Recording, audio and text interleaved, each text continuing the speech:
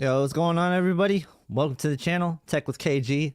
Today, we're going to talk about the S95B and pretty much bring up everything that you guys might have missed on a recap. So, FOMO had a stream, Ratings did their review on the S95B, and to be honest with you, a lot of people kind of lost their mind a little bit yesterday, and it was a fun stream, man.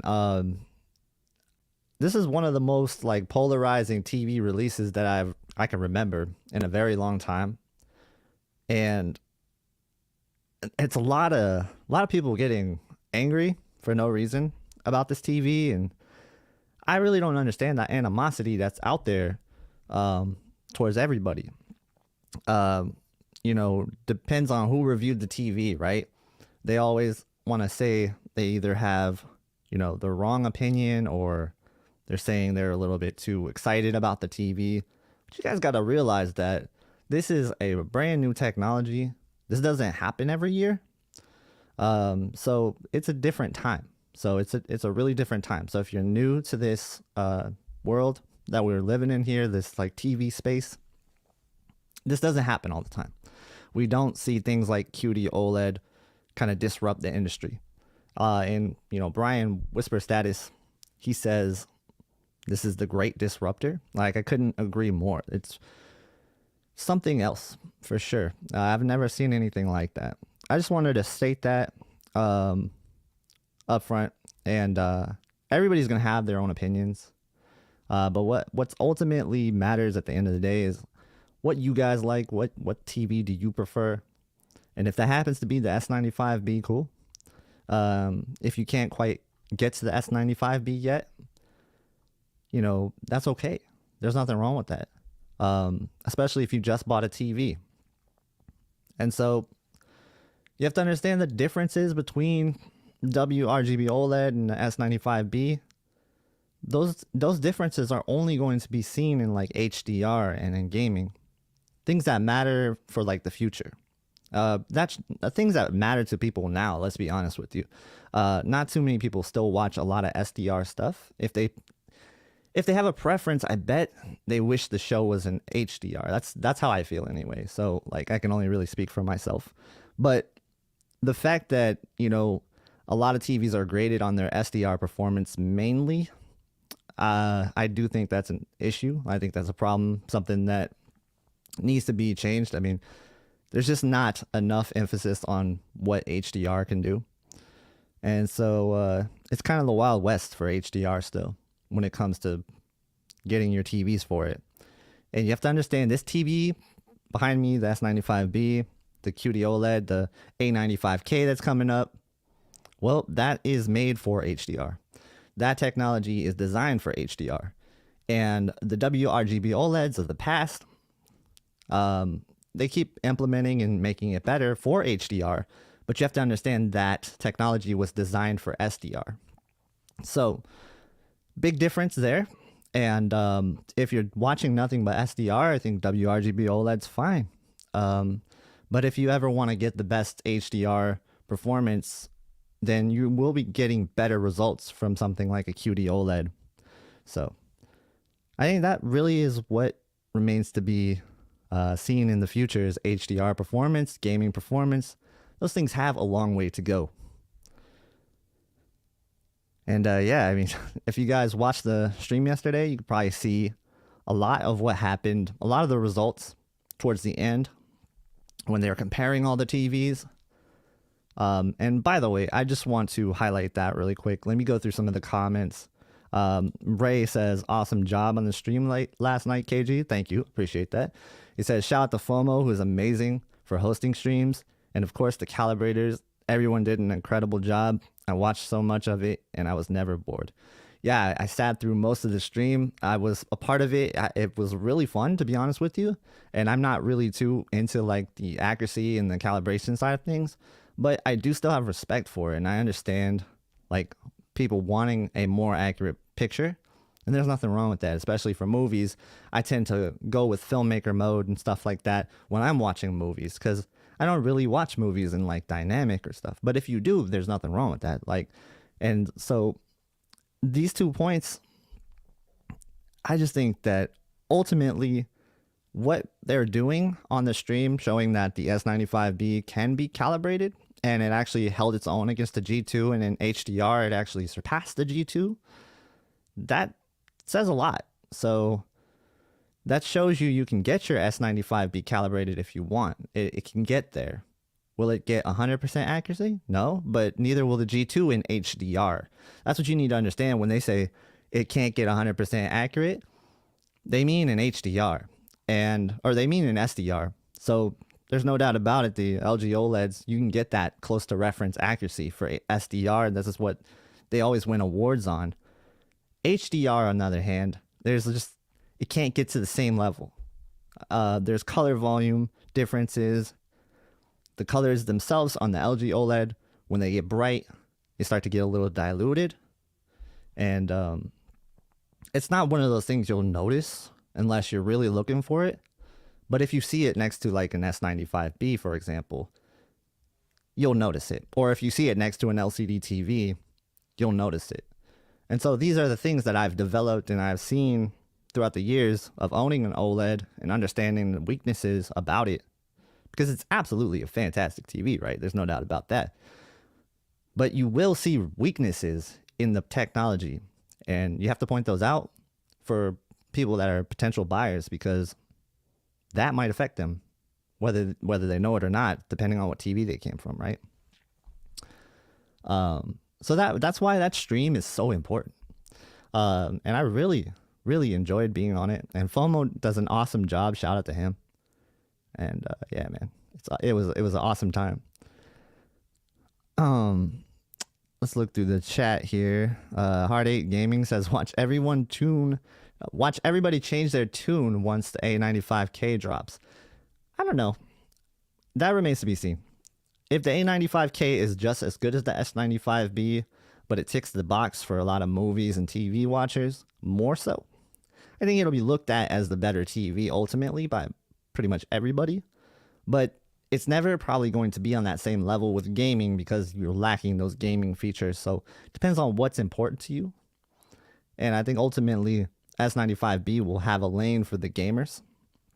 And then the A95K will be there for the purists and the people who just watch nothing but movies and TVs shows.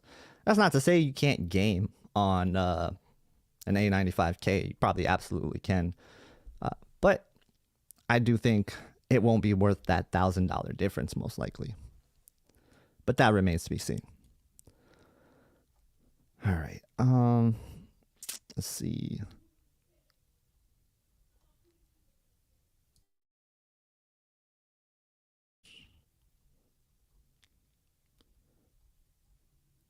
I'm late. Oh, my bad. I was just looking at all the chats. Hey, everybody in the chat. You rock. Bad Tech. Gaming Tech. What's up? Yeah, so let's talk about this ratings from Ratings. So Ratings, also, if you think of it as RTINGs.com, the way it says it, but they're actually called Ratings.com. If you check out what they put out, it's pretty impressive for the most part. There is some things that you can argue and debate about their methodology and like things they need to maybe change, and they will with feedback. There's no doubt about it. They listen. But when it comes to some of the ratings, one thing that stuck out to me was the fact that they had a little bit of a worse panel than what we've seen before. But that was only in the 5% gray, I believe, where they said they saw some banding,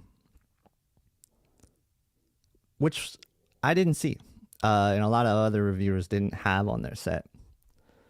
I also thought it was interesting that they said there was a pink tint, but only when the ambient light hits it.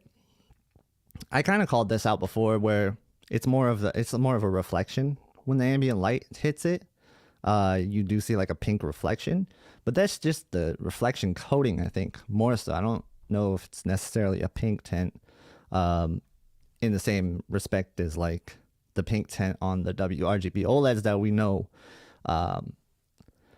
So I don't know. I have a light test video coming out where I threw the lights on them and to see how much it really affects it. And this is one of the things, like when somebody says they have a very, very bright room, I still shy away from recommending any type of OLED over an LCD for a bright room. I can't recommend any type of OLED. Can you get away with like something like a S95B in a bright room? Sure. But I think a lot of people would enjoy an LCD more in a bright room.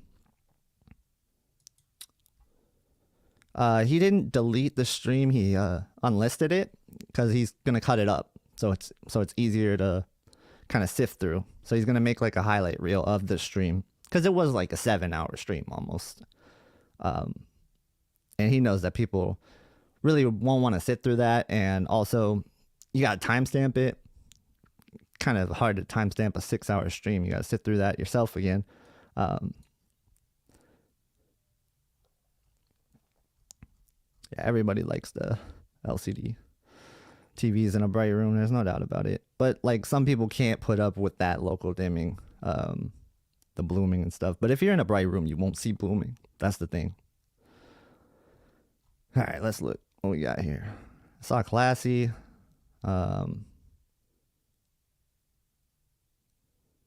Where's Classy at? Saw his comment. It just disappeared.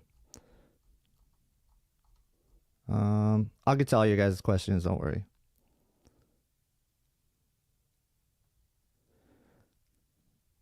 All right, yeah, Classy was talking about ratings. Yeah, man. Weird. The settings recommendations. Let's talk about that. So, no disrespect to ratings, and we'll have a conversation with them if they're still going to talk to us. But the HDR section for their settings, they said put it in native. Don't do that. Don't put it in native. Like, I don't know where they got that recommendation from, but that doesn't make sense. So that's one of the ones that had me kind of scratching my head on that. I saw the 9 for build quality. I mean, like, honestly, the material that they use is really good. It's just the panel itself is like, bendy, and it can bend out of the box. So I think they were talking about the other materials surrounding it, the stand and everything. It's all solid, right? It's all nice. But the fact that, it does bend, that is a little concerning to some people. And then Adam Maxwell with the super chat, he says, did you notice raised blacks in a semi-lit room? The light has to be on the TV. In order to have raised blacks in a semi-lit room, the light has to be on the TV. So you have to have some sort of light above you, around the TV. Something has to be reflecting onto the TV. So ultimately, that's what matters. And if you have direct light on it, sure, you might run into some problems from time to time. But I think for the most part, you probably won't think that it's raised blacks. That's kind of where I'm at with that. And I have a video coming out that will show that.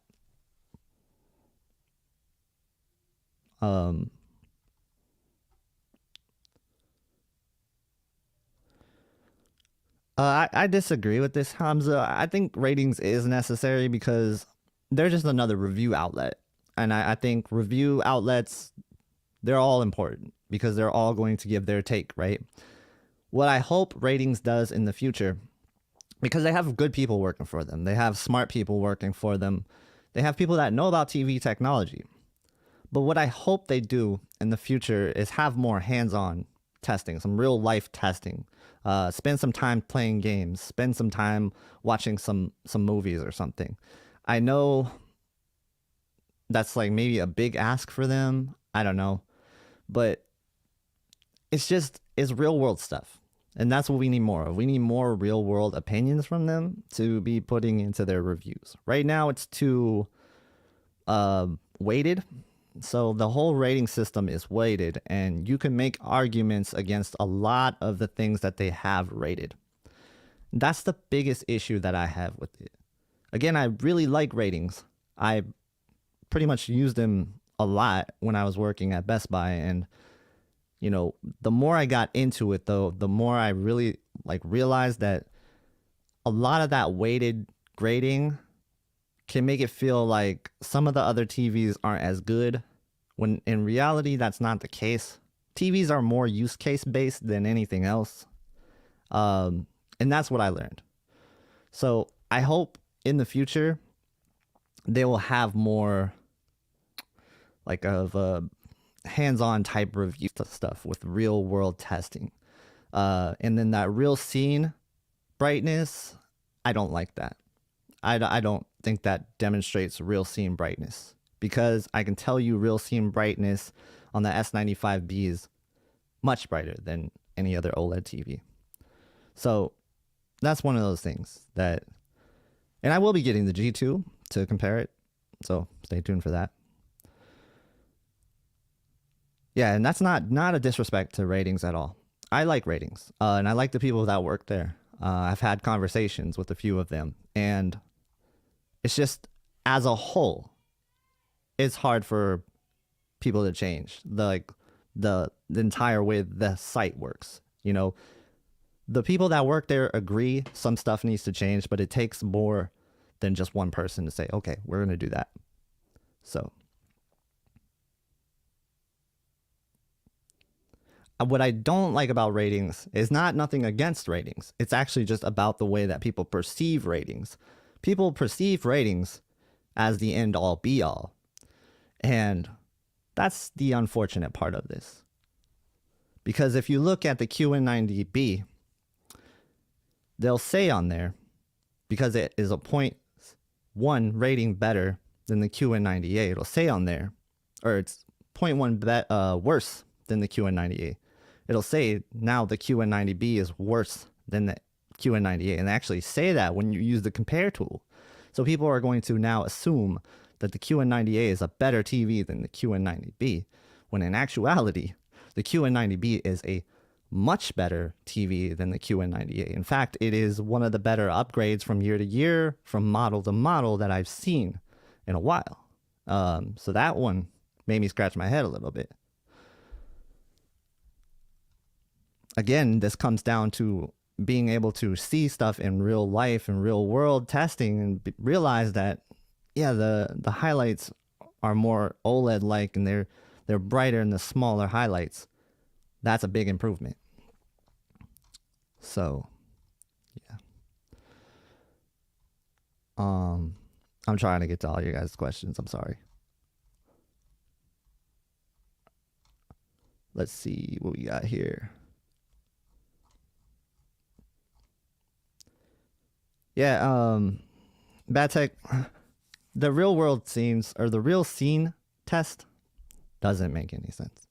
And I think a lot of people feel that way. So we're going to talk, and we're going to see if they'll change that to something, or figure out something that could maybe work with it a little bit differently. Luke said he rewatched Aquaman last night. Crazy good. Yeah, Aquaman, it's good. It's good HDR.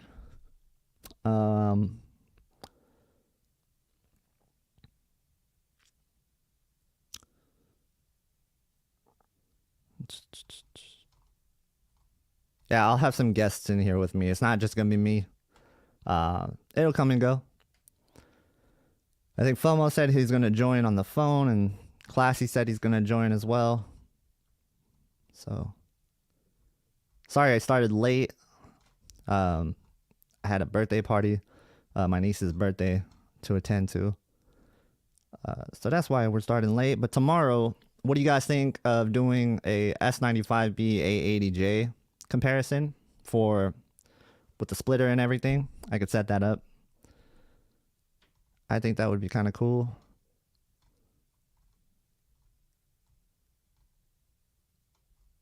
All right.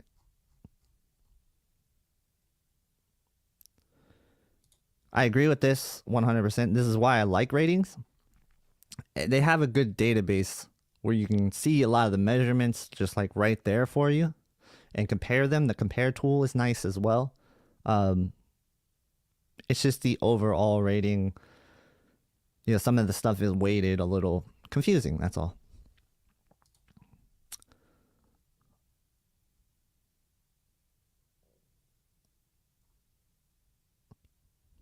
And then Adam was saying, thank you, my S95B 65-inch is on the way. I'm pretty excited. It is pretty lame that people have been arguing about this TV so much, and the toxicity is almost overwhelming. Yeah, when you have such a polarizing topic, I guess it really shouldn't be that polarizing. But when you do have something that makes people have different opinions, it can get kind of toxic from time to time. It's unfortunate that kind of leaked into this community because this community is not toxic. And that's the biggest unfortunate thing about all of this, because I think ultimately everybody helps each other out in this community. We look out for each other, we shout each other out, things like that. But we've been seeing sort of the opposite of that with this TV. And ultimately it's a TV, guys, you know? So, yep. Max is here. What's going on, Max? What's going on? Good to have you. Max just put out his S95B full review, so go check that out after this stream. I'll link it in the description if I remember. If not, you can link it. It's fine.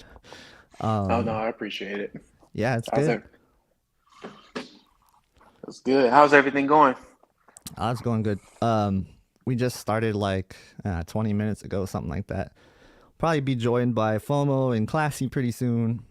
I think. Maybe not. I don't know. We'll see. But I'll answer all kinds of questions today. If it's just me and you, this is a good time to get the questions in. I think like ultimately though, how I feel about the S95B has never changed. You guys know that. I don't have to say that. But you know, I did catch a lot of flack for what I said, which I never understood that either. It's like, there's nothing wrong with saying something is the best TV you've ever seen if it's truly what you believe, right? Because I got a lot for that, right? They're like, oh, that's just hyperbole and all this stuff, and you're being exaggerating all the time. And am I though? Because like everybody that's seen the TV kind of feels some type of way, like almost the same way that I do. So yeah, I was trying to be reserved when yeah, because I think I got the TV before you did, and I was trying to keep my excitement of the TV until you guys had a chance to take a look at it first. But I felt the same way. yeah, I felt the same way about the TV. I still feel the same way now. It just I just wish it was the bigger screen size and stuff. That's kind of like my only really gripe about it. That's like kind of like one of my biggest negatives. But I mean, besides, I can understand the whole color accuracy too, especially when with the EOTF and filmmaker mode, and and some other bugs with the home screen with Tizen. But at the same time too, it's like what TV doesn't have bugs? right, And that's where people have to, you got to pick and choose your battles. Every TV have an issue and stuff. I had the biggest issue with Sony, especially with the eARC issue for the longest time until they fixed it and stuff. And yeah, and then other things with like LG, and same thing with Samsung. yep, yeah. Like ultimately, I think a lot of people are talking about the accuracy debate, and it's a non-issue for me. Like, and if you're buying a Samsung, you can't be going in thinking, yes, this is going to be a really accurate TV. But it turns out it's actually pretty decent out of the box, right? Especially in HDR. It's just SDR where you got to do some work. Um, Yeah. And I'm glad that D Nice was on the stream yesterday. yeah. And when he gave out everything, I was just like, yes. Well, right. Like, and I see why you say that too. It's just because you get a lot of comments in your reviews and in your comparisons, and people kind of assume that all of a sudden just because you like the S95B you're just some Samsung fanboy. And it's like, oh, come on, man. Like And I think we've been down this road before. I don't know, last year I was called a Sony fanboy, I was called a LG shill. Man, everybody was just throwing those words out like it's crazy. Like I don't get it. I've never been a brand loyalist. I don't see the reason to. Like They're not paying me a paycheck. Like, they never paid me like to like anything. Like, that's the thing. Like, even if they did, I would still say like, oh, this product's not that good, you know. And those things don't happen. Like, that's the thing. Those things never happen. People don't just take these under table deals. Like, like I don't know. Everybody assumes there's just like some underground TV ring going on. That doesn't happen. So Yeah, and it's just for me, and I think I talked about my background. I have all Sony TVs in the house, yeah, and prior to Sony TVs, I had a Sony projector, a 40ES. I have a Sony A9F. I have the A90J, and prior to that, I had a Panasonic V10 and a plasma screen TV, and it just been those two brands before Panasonic left the US. I just always been a Sony and a Panasonic fan. I had a Samsung TV once upon a time, a long time ago, but I just never really took them serious with their TVs. But this one just it really blew me away. It just it was just one of those type of things that I looked at this, I was like, hold on, there's something special here.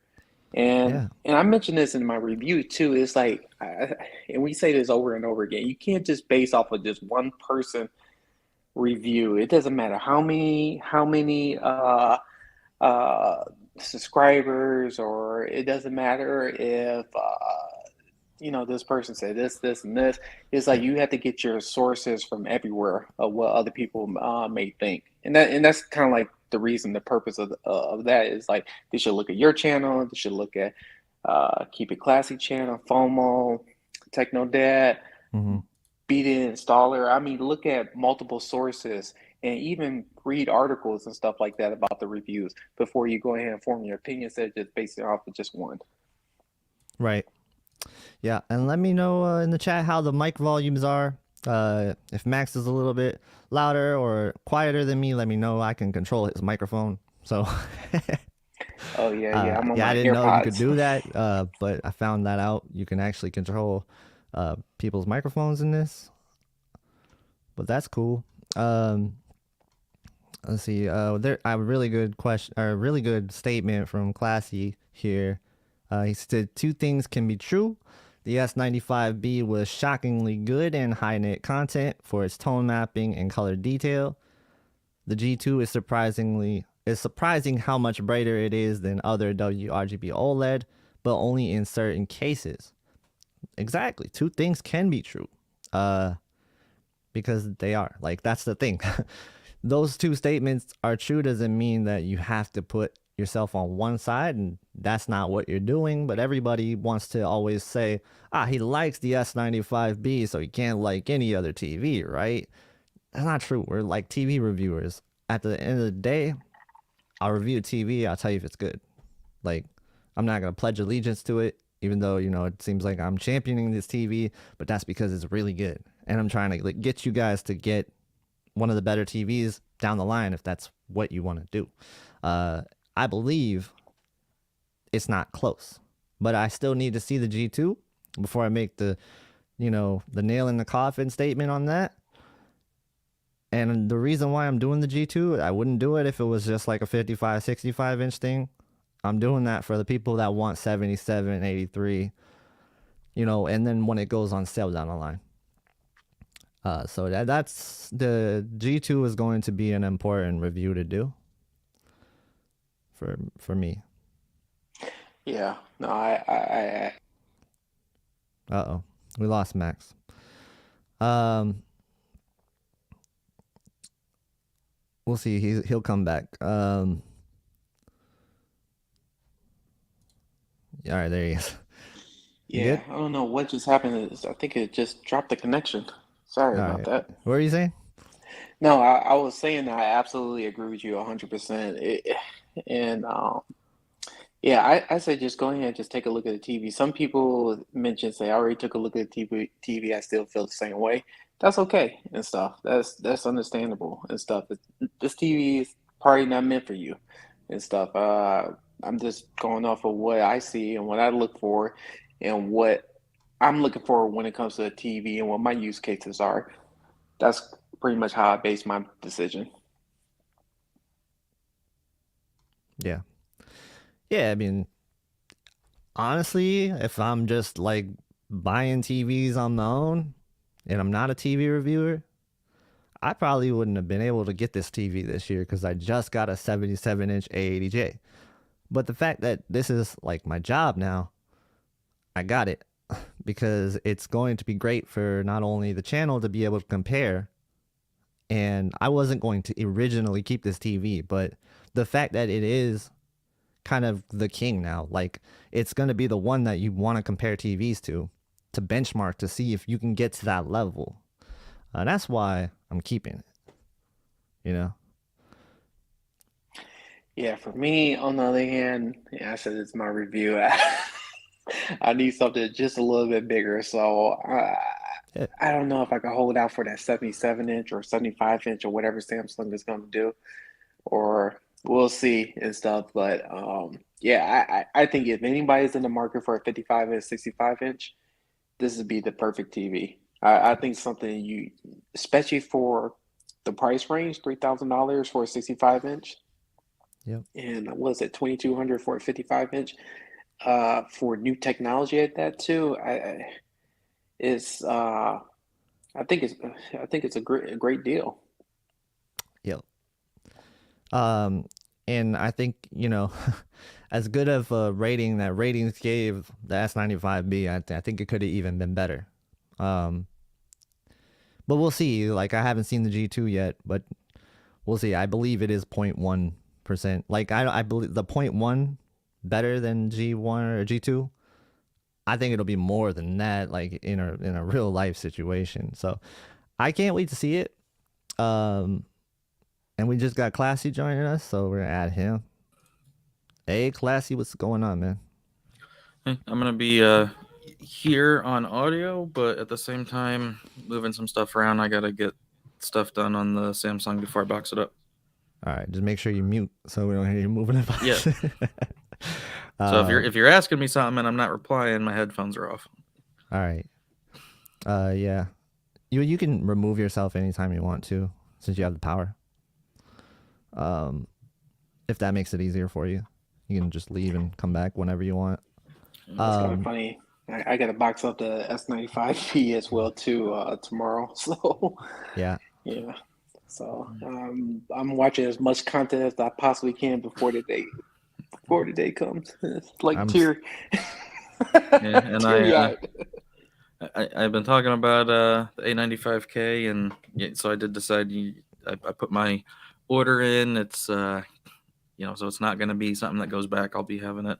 I mean, it's possible I could end up selling it at some point, but for the most part, I'm going to try and move my computer and use it as a monitor and use it to compare other TVs too, at least for a while. Yeah. Yeah. I still need to see if the 65 inch is coming. Because if it is, then I gotta box up that 55 inch. I'm gonna see if my brother wants to buy it first. He says he wants to, but you never know. Yeah. Oh, so you're gonna get the 65 inch That's the version? plan if they ship it. Yeah. We'll see. We'll see. That's ultimately the plan. But that wasn't originally the plan. The Yeah. plans change. Yeah, the plans always change and Yeah. stuff. So I don't know. It's like I'm staring at this TV as we speak, and I'm like, but at the same time, it's like I need a bigger screen TV. I'm on Classy. I'm on the same page as Classy. I need a bigger screen. Yeah. See, this is one of the questions is I have a hard time answering because, yeah, the S95B is better than the A80J ultimately, especially in the 55-inch size. You just got to determine if it's $1,000 better for you and your use case. And I don't know your budget. I don't know any of that stuff. Like, a lot of that stuff factors into buying a TV too. Like, ultimately, what your end goal is when you're buying a TV. Are you trying to get the best deal possible, or is money not really a big deal? I don't know. And so this is the hardest question to answer for me when it comes to, like, should I get a C1 or S95B? Should I get an A80J or S95B? That's tough. because you are talking about a big gap in price. Yeah, no, I agree. I mean, with the A80J, especially that video you did on the comparisons, yeah, yeah, and I said that in the comments. I was completely fooled. I thought it was a C2 that was doing better, and the A80J is a beast. It's a great TV. Yep. But at the same time too, it got its negatives, just like the Yep. S95B. To HDMI 2.1, depending if you're a gamer and stuff, and then you have to toggle between the HDMI settings if you want to switch between Dolby Vision and the enhanced VRR for 4K 120. So Mm-hmm. those are kind of like the negatives Yep. about it. And but when it comes to picture and movie content, yeah, that TV is phenomenal. That is a great Yeah. TV. So Yeah, I mean, like, what do you think, Classy? This is a tough one for me. At the smaller sizes, I'm not really the biggest fan of the A80J because of how bad that panel lottery is. But even if you get a good one, I mean, even if you didn't get the new panel, it's still a really good TV. Like, it's still, no one's going to really see the difference. But if you put it side by side to something else with the newer panel, you see that difference. And compared to, the other options from WRGB side, I mean, A80J certainly makes a lot of sense. Yeah. But the S95B is going to clearly be better for Oh, for sure. HDR and high brightness HDR. And that's even where now I'm seeing the G2 separates itself, is it has to be high graded HDR. You throw high graded HDR on the S95B and the G2, and they are substantially better than other models, and I would say still noticeably better than the A90J. And then it's where you get into like fires, suns, things like that, where the S95B has that clear lead over the G2. But as far as just pure brightness and that HDR impact, they're neck and neck, trading blows scene to scene. Yeah. We'll talk about that comparison in a second. But yeah, ultimately, man, for me, if they're the same size, is it worth that $1,000 difference? Yeah, if you can justify it. Like, if you can justify that with your bank account, with the way that you live, things like that. If you could justify that, yeah, it's worth it. It's just you gotta tell how much TV do you watch, how much games do you play, like what's how the much does it budget? matter to you ultimately? Because I think if you're walking back from like room to room, and you really don't know too much about TVs, they both look good. Like in a dark room, like they both look really good. I mean, my recommendation for it is, if you have the money and it's not going to hurt you, and you're going to have it for 5 years, $1,000 over 5 years is not a lot of money. That's a good point. If you're planning on keeping it for a while, which I think you should, if you're buying a TV, yeah, it's a good TV. It'll hold you over for sure. And then Silver Falcon, this is one that actually where I kind of go towards the A80J because of size. At first, it made me kind of question. I was like, maybe I would go down, but the more I think about it, I personally wouldn't go down. So I'm not gonna tell other people to go down. So yeah, I would just get the 77-inch, unless you can wait, which that's tough to do, I know. But the Sony 77-inch A80J is the best deal that you can get right now. So I can't think of a better deal. Can you? No, it's a great deal.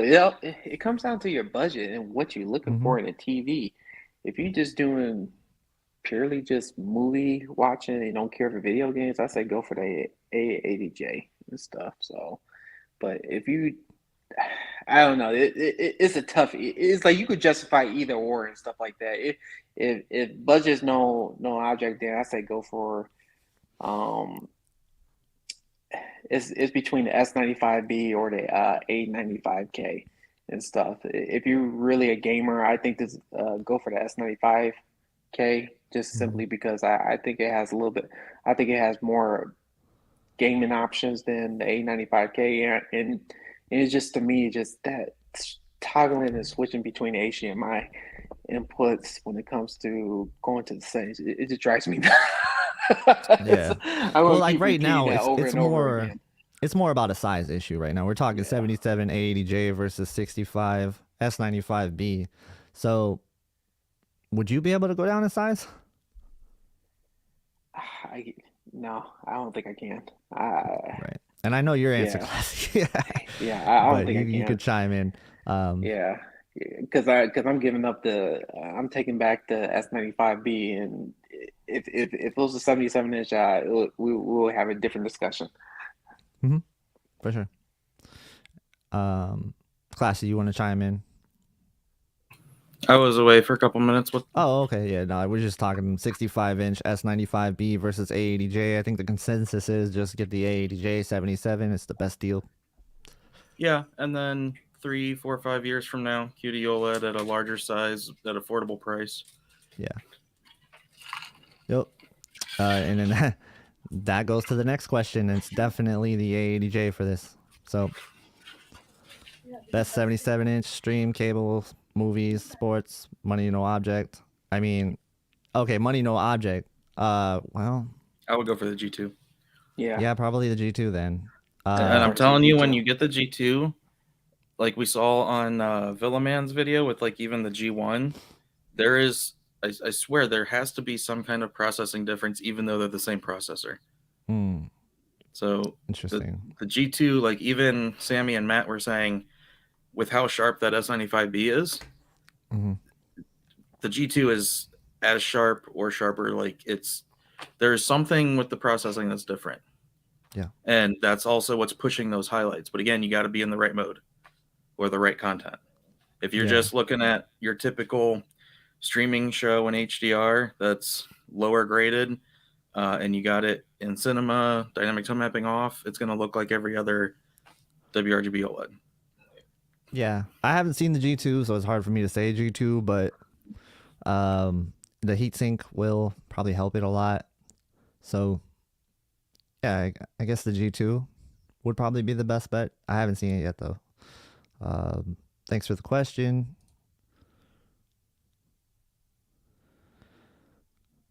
Let's see. FOMO. FOMO's here. All right. Hey, FOMO. Hey, it's been a while, guys. Yeah. Hey. It's been Hey, a how's while. it going? I know. Well, it's been a while for me, but I've been in the Yeah, chat. I was just finished recording some video footage of the calibrated TVs and stuff. And I tell you, man, Dolby Vision is such a nightmare of differences. It's unbelievable how bad it actually looks. Not good. Yeah.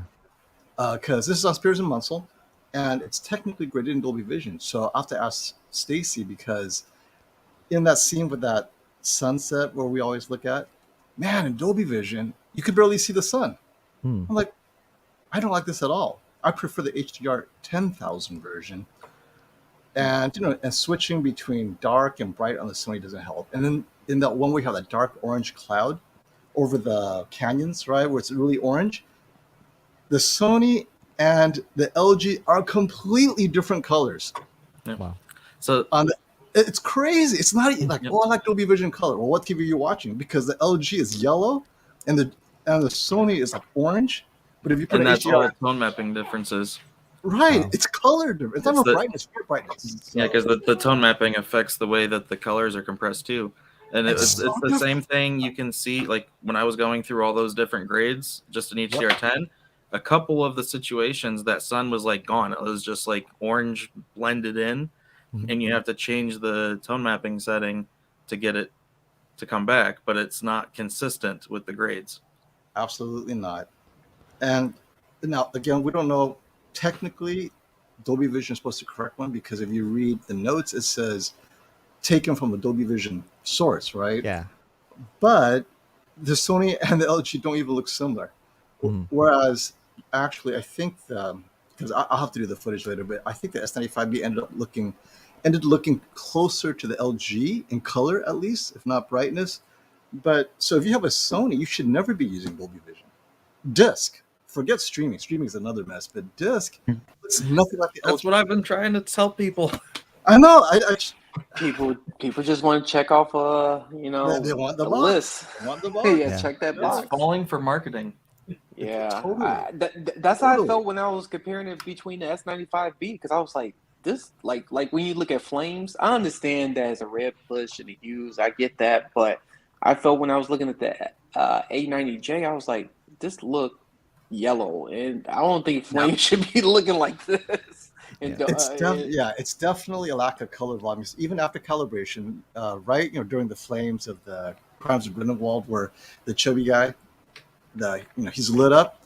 On the Sony, his face is yellow, but on the LG and on the S95B, there's an orange shade. It's clear that the Sony cannot handle the color volume. Yeah. It's not accuracy anymore. It's just the color. It cannot do the color volume at the end of the day. And I feel so sad for Sony, and that's why they're so dim. Now I know why it's dim. To get any brighter, the guy would no longer be yellow. He'd just be white. Wait, how come everyone has a yellow? He's turned white. And I don't know why it's on the Sony. It's like they're getting the same LG panel. What's the problem? Right. And I know, Classy, you mentioned that they are using their own color filter. Is that it? They tried to get fancy and use their own color filter and end up filtering out certain things? That's a problem.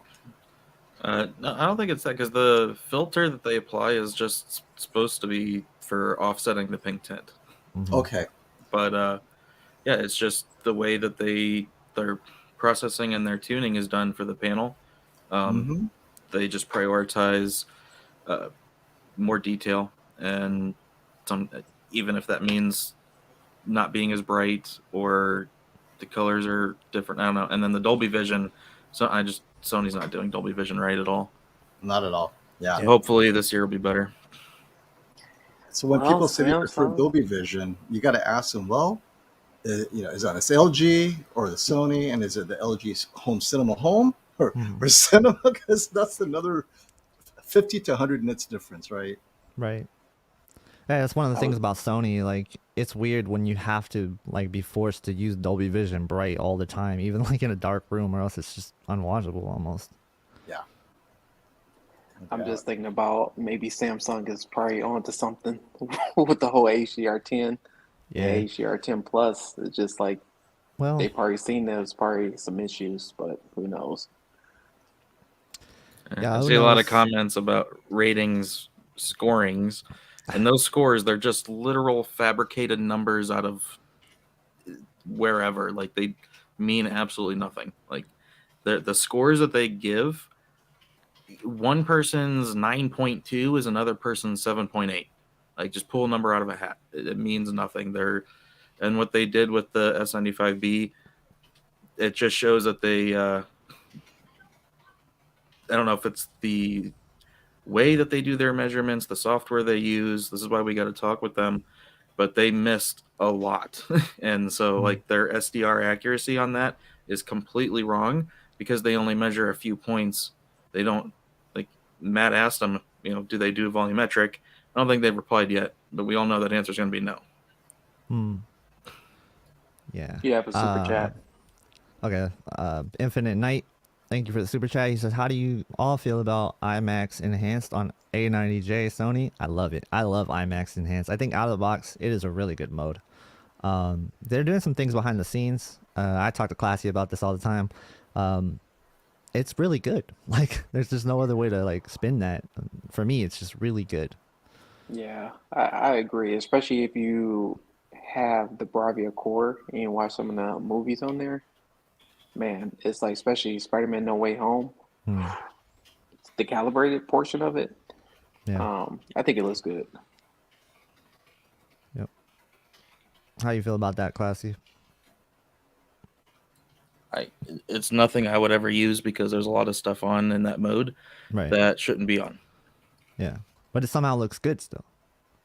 No, I don't think it looks good at all. You don't think it looks good? I said it measures. Oh, it measures good. Okay, which is weird, because if you apply those settings on a different mode, it'll measure worse. So there is stuff in the background, but I don't like the way that it looks, and I still wouldn't use it because it's all dynamic stuff. Okay. Comes down to preference. Yeah, how do you feel about IMAX Enhanced mode, FOMO? I've never used it. Oh, really? Okay. When do you guys use IMAX Enhanced? Like, what are you watching? I just leave it in the regular mode. Yeah, I mostly leave it in custom, but I have thrown it on from time to time just in films. It does a pretty good job. There is some of that dynamic, like the black on there, and then there's also a little bit of the contrast enhancer, but it's very light. It's not Or like an how about this? extreme Does it amount. make it feel more like a Samsung? Not necessarily, no. Okay. Yeah. I didn't even know. I didn't even know it was on the Sony. People keep on asking me that. I'm like, does Sony even have it? Because I get the calibrated side already done, Hmm. and so I rarely stray from the custom or custom pro modes, right? Yeah. So, but I better take a look at it just because I it's think like it depends on the content too. Yeah. Because I right. See, noticed yeah, that, yeah, because I think I noticed that if you're streaming and it's only in Dolby Vision or whatever it is, you can't switch it to the IMAX. So if it's like an HDR10 content, then you have that option to pick the IMAX. Yeah, exactly. There is not available on the Dolby Vision. Yeah. The IMAX Enhanced though, it kind of like prioritizes highlights, from what I've noticed, and that's why I like using it from time to time. I'm one of those weird people who like will see a highlight in a movie and then I'll like pause the movie and then I'll switch modes and see which one of the like more accurate modes like gets me closest to like better highlights. I don't know. I just mess around with the settings, and I actually really like what the IMAX Enhanced does. So I recommend trying it out if you got a Sony. But let's go, FOMO. I want to talk to you about yesterday's stream and just ultimately your feelings, how that ended up, and the conclusion around that. And first of all, well, thanks for hosting it. It was a very it was awesome fun. event. Yeah, I thought it was so cool because you guys heard the grumblings coming, right? Matt Ninjishin came in, is like, Mhm. the G2 is going to be awesome. And then he's like, oh my God, out of the box, this D65, like spot on. And then as Sammy was finishing up, he's like, oh shit, right? Or sorry, I didn't mean to You good? get a little censorship there. And then he's like, oh dude. And then he couldn't wait to rush and tell us, you know what, I was wrong. He couldn't wait because the TV is exciting. He doesn't care that he kind of missed. He hasn't seen one that's fully calibrated yet. And now that he's seen it done well, he's like, oh wow, this is, and that's what I love. It was completely objective. It wasn't like, oh, you know what, I'm gonna stick to my guns or whatever. And he was spot on. Now his testing is like what he was saying, which is at 1,000 nit, at 600 nits. So here's the issue: the Samsung treats everything like it's supposed to be super bright. So it Mhm. takes 600 nits and does it. So at 600 to 1,000, it is a little bit too bright. But then as you hit closer to 2,000, the other TVs start to fall back, and now it takes off. And that's why I'm saying, like, it's like the Ferrari. Until you get over 100 miles an hour, you know what? You're going to feel every bump in the road, whatever. Yeah. It's just not there. Then over 100, now it's releasing what it was designed to do. And so those of us that understand that, right? When you're watching like SDR content, Star Wars, low graded movies, it does feel on the midtones a little bright. I don't think it's unnatural, by the way, but it's not reference. But above 1,000 nits, it's the only one that can do reference. That's the thing. The other ones cannot. And that's what we all missed as, just wondering, well, maybe it's tone, it's the EOTF, it doesn't follow it, but at some point it's so bright when the EOTF rises a certain level, you can't pump higher than that, right? So now the EOTF is caught up to where it is, and that's why it's now accurate, because it's like you're saying, well, if the EOTF is 2,000, it's going to be 2,300? No, it has to hit where it's at, and that's why above 1,000, maybe above 1,500, at some point, it's accurate, and everyone else cannot, unless. But I think LG is caught up because we saw that the micro lens can now hit 2,000 nits, so it's back. I love it. Maybe Right. in 2 years, it's back on again. So that is something I did not expect from LG, right? It's like, wait, this micro lens can get it to 2,000 nits? Okay, it's back on. So Yeah, but the question remains like, is it pushing it in the wrong areas sometimes? Like I think that's Exactly. something that people were pointing out about the G2 is like, hold up, why is it bright Hold up. there, but the S95B and the Sony is just like not there. Yeah, that's like I was saying with especially Cinema Home and having dynamic tone mapping on. at 600 nit grades or 1000 nit, then it's making it brighter than it should be. Once you get beyond what the TV can do, like 2000, 4000 nits, then it's just comes down to tone mapping of where is their detail and where is it just pushing brightness and giving up detail. And that's the main differences between them, is the way that they handle that. Like the Samsung doesn't give you options, but it does a really good job with its tone mapping just as it is. And then like when it comes to the really bright color, really bright flames, like it will darken itself to show the detail throughout all of the color, whereas the LG in one mode is going to be brighter, but it's going to turn that fire white. And then you turn on the dynamic tone mapping, then it, you know, darkens it so it shows more color than if it's off, but it's still not able to show just as much as the S95B, but it just really depends on the content and individual scenes and individual parts of those scenes. So it's really like flames, suns, things like that. Mhm. Well, what I thought was the beauty of the stream of yesterday is you have all calibrators, even D Nice came in, that chimed in about the S95B, which I thought was great. Mhm. Yeah. And I think that was the beauty of, I think, what FOMO did with that stream, because you didn't just have just one calibrator. You had Classy, you had Sammy, you had Matt, you had D. I mean, you had all these calibrators, Yeah. all on the stream talking about their experience with the S95B, and Oh, that's no, something you don't get at you know what, all. Max? I don't know when you jumped in. Did you catch early in the stream we had super chats telling Sammy, giving Sammy Oh, I suggestions how to saw that. calibrate? I was like laughing. Hey, Sam, don't forget to put it in filmmaker mode, man. He's like, okay, all right, fine. Yes. So sure. No, I was dropping in back and forth. I was with the kids, and I was just like, oh, I got to go back to the stream, and it It's hilarious. I think it was one of the best streams I think I've seen yet, just to have that calibrators on there, because you don't get that a Mhm. lot. And so especially when you get that your input, and when you get inputs for everyone about the S95B, that gives a consensus of what that TV can do. Yeah.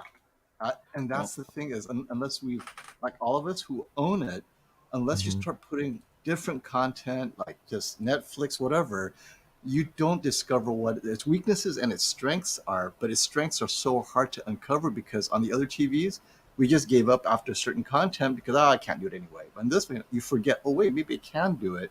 Like gaming, right? I haven't even had a chance to do any gaming on it because I'm doing all this other stuff. But you guys are gaming, and I'm talking to you and Brian Whisper Staff's like, oh wow, yeah, that's kind of cool. Mhm. This TV can really push it in like real HDR, pushing the 10-bit, and there's like less banding, or there's none of that stuff that you had with some of the LGs when people are looking out in the light. Like, wow, this is cool. I like that. Yeah, Yep. it was great. And I mean, I just like that, like they're all calibrated, they're done, and you guys are looking at Spears and Munzel 1000 nits first, and it's like, yeah, you know, they're pretty similar, not much difference, whatever. And then that's what I've been saying, go to that Crimes of Grindelwald scene, and then that's where you really see the QD OLED difference, is something like that. And then you all saw it, and like it was just really nice to have, you know, Sammy and Matt be able to see what I've been talking about this whole time, about that fire turning. When I say white, like from a seating distance, it appears white. When you get up on the screen, it's like a tinted white, but it's basically color loss. And that's what I've been, you know, trying to point out this whole time about the S95B, is that it's able to produce those flames super bright. And when I originally did that comparison, it was to the C1. And so the C1 can't show the color nor the brightness. And that's where I said earlier, two things can be true. The G2 is shocking the hell out of me how bright it is. I did not expect the G2 to make that much of a difference after just having the C2.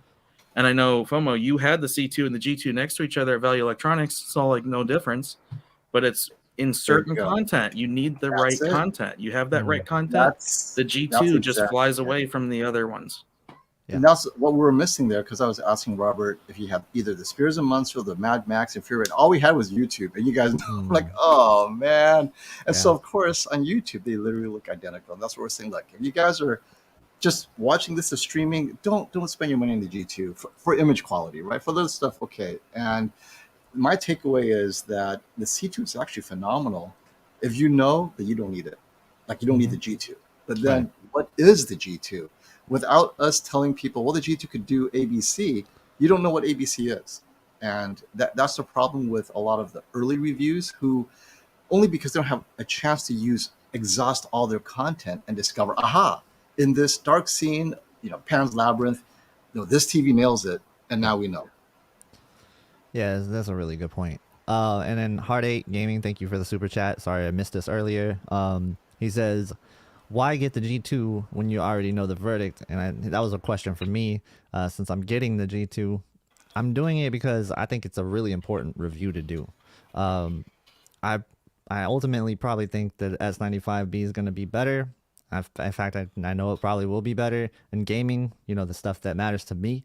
But it's still really important to do that review to see how close it can get versus the C2, to see how different the C2 and the G2 are. For the people that are going to get something in Black Friday, maybe the G2 is going to be a little bit cheaper. Maybe they're going to get it in the 77-inch, 83-inch, That's the sizes that you can't justify for somebody that wants an S95B, because the 77 and 83-inch don't exist for those. So it's important to do the G2 review because you need to have that.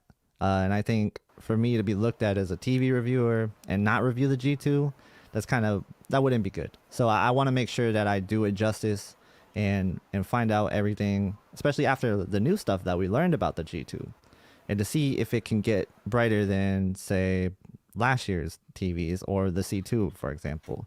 And then the fact that it is probably going to have that EX panel, and we know it has this heat sink. So what's the combination of that combined in a 55-inch size? And we'll find out. Because I think, like in any other year, and I think you guys agree with this, the G2 is probably going to have the spotlight right now. Any other year where QD OLED doesn't exist, we're probably talking about the G2 the same way. Not the same way. I don't think any way close to the same way, but I think we would be saying, wow, I can't believe it's getting the 900 nits calibrated. Like, what? So, yeah. Did you and CJ get that super discounted S95B? Is that what CJ is talking about? CJ got that. I got CJ got different. It, right? Yeah, I got a different bundle. So I don't know if they're gonna cancel my bundle, because if my bundle was more legit, his was like a glitch. But I hope he gets it. But I don't know. Somebody said they were gonna cancel all the S95Bs, no matter if they were in the legit bundle or the glitch. So we'll see. We'll see.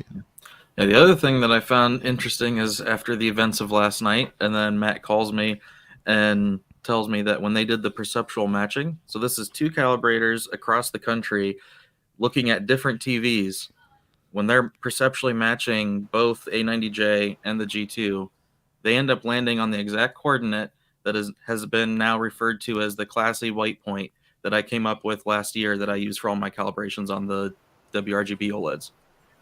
It's like, what are the odds of that? That just shows that it's just more proof that it is a good white point that really looks like D65 is supposed to. Mm-hmm. Yeah, really cool stuff. One of my favorite, well, for me, one of my favorite things was Matt's reaction late in the stream. Right. Because he's been on my stream all week, last week, this, and the week before that. And, he said, I don't need to see the S95B. Right. I remember that. I remember him saying that. He said, I don't need to see it. I know just enough. He has changed his opinion since then and said he wants to see it. And so I'm glad he changed his opinion that he wanted to see it. And ultimately, the things he said about it, I thought were pretty funny, because I was like, earlier in the stream, I was like, there's no way you can't get him to like it. And then like an hour later, he's like, I actually kind of like it. Yeah, you just have to take a look at it and play with it, and especially when it comes to the TV. After Sammy makes look good too. Yeah. What I found funny was that part in the stream where I timestamped it in the comments. KG's sitting there saying how Matt's not going to like it. It's not for him, and that's okay, and whatever. And then a few hours later, Matt saying, yeah, it's third place for SDR, but it's first place for HDR. Yeah. And that, and not just any HDR, you know, above 1,000 nits, which is where HDR should be. Otherwise, it's so close to S. Well, so talking about that, I love what Dean and I said. A lot of you may have missed it. It's like if you're in a super bright room, brighten up SDR, it will look better than trying to make HDR look brighter. That ends up losing dynamic range. I'm like, I never even thought of it that way, but that makes total sense. He goes, yeah, just put an SDR and then it'll even be brighter. Like the whole thing will look like you want it to look in a bright room. Because at that point, you can't have HDR because dynamic range means you have to have dark. You're going to have a bunch of crushed blacks in a dark room. It'll just look crushed. Right. And I was like, okay, that makes total sense. And so a lot of people are like, I hate HDR, it's too dark. Well, you're in a bright room. And that's why they prefer SDR. And, you know, it's like, oh, yeah. And I'm in like, we're in like dark rooms. So we don't realize that, but that makes sense now. Yeah. Here's a super chat, kind of a different one. So, are you in crypto? I can buy the dip and finally get my S95B, guys. Also, what's your favorite movie? My two are Memento and Avengers Infinity War. I'm a little bit in crypto, but not like heavy. Just like played around with it a little bit. Watched my money drop like a ton. But all I could do was kind of like laugh about it. But it's not a laughing matter because there's some people losing some serious money on it. And that's unfortunate. And hopefully it rebounds, you know. But that's, I mean, if you think so, cool. But I would not recommend buying anything personally. Like, this is not financial advice. I'm the opposite. I'm the opposite. I know you're the opposite. I messaged you yesterday. Yeah. And you was like, look at how everything dropping. And Right. I was like, oh, this is shopping. I'm shopping Right. today. I'm buying. And you was like, what? Yeah, that's what I said. This is not like for me. Don't listen to me. I don't know what I'm saying. Well, no financial advice. Do whatever you want. But yes, I'm in crypto. I'm heavily in investments and stuff like that. I love it. I love it. People screaming and stuff, and I get it and stuff like that. But I'd be buying right this now. This would be a different topic. I don't want to even go down that rabbit hole. This it's going to get better. It's going to get better. I'll leave it at that. Just a quickie, the stable coin that dropped from hundreds to 3 cents or whatever. Yeah, that's the big problem because the promise is it's coupled to the US dollar.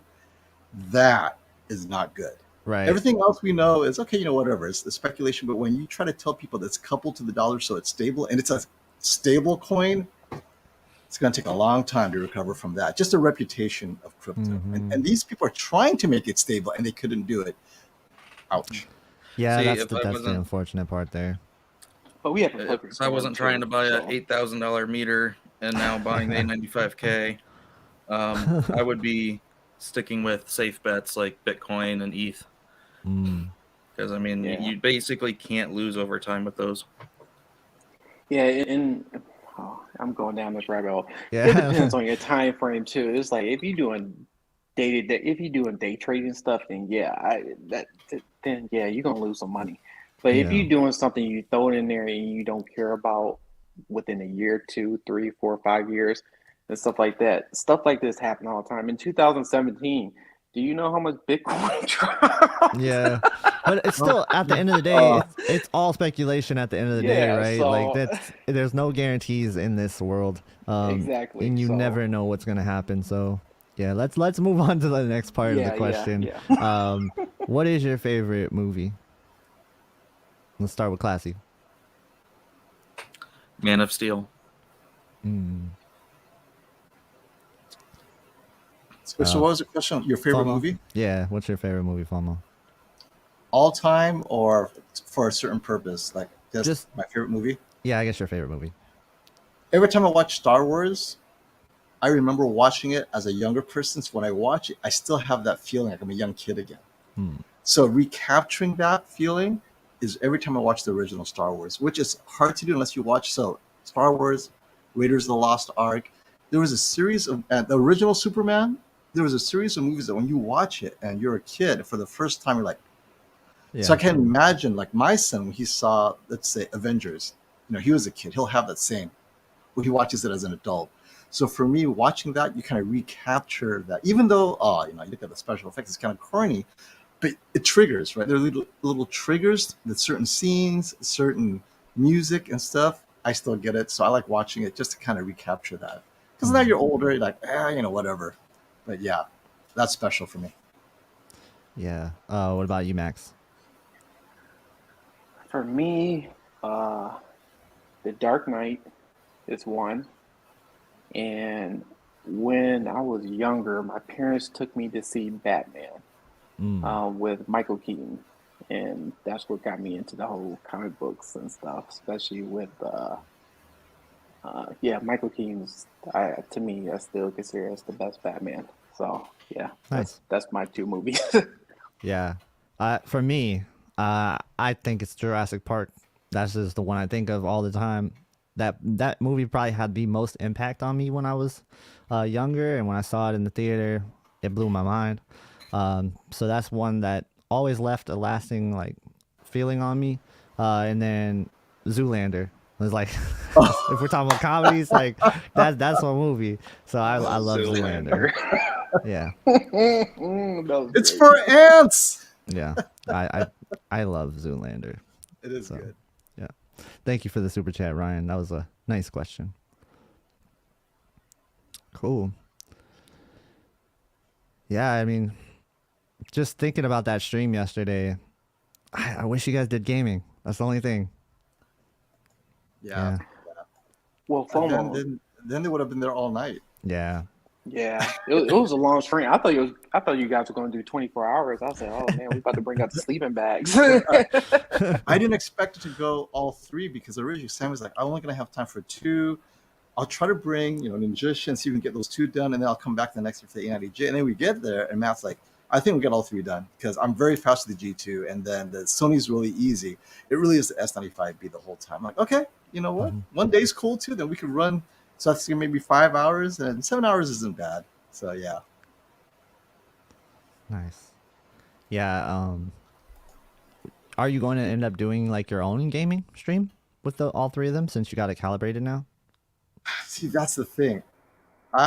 You guys know exactly what to look for in gaming. I mean, I have the PS5, I have the Xbox, but then it's so hard to split them. You know how that is? And then, well, how does VRR look? Well, I can't split VRR. Well, how does, HEIG? I can't split that either, but I can split 4K 120. And then you have to have the right game. And then, I actually tend to play slower motion games. So I was like, Dirt 5 again. Basically, that's what I do, right?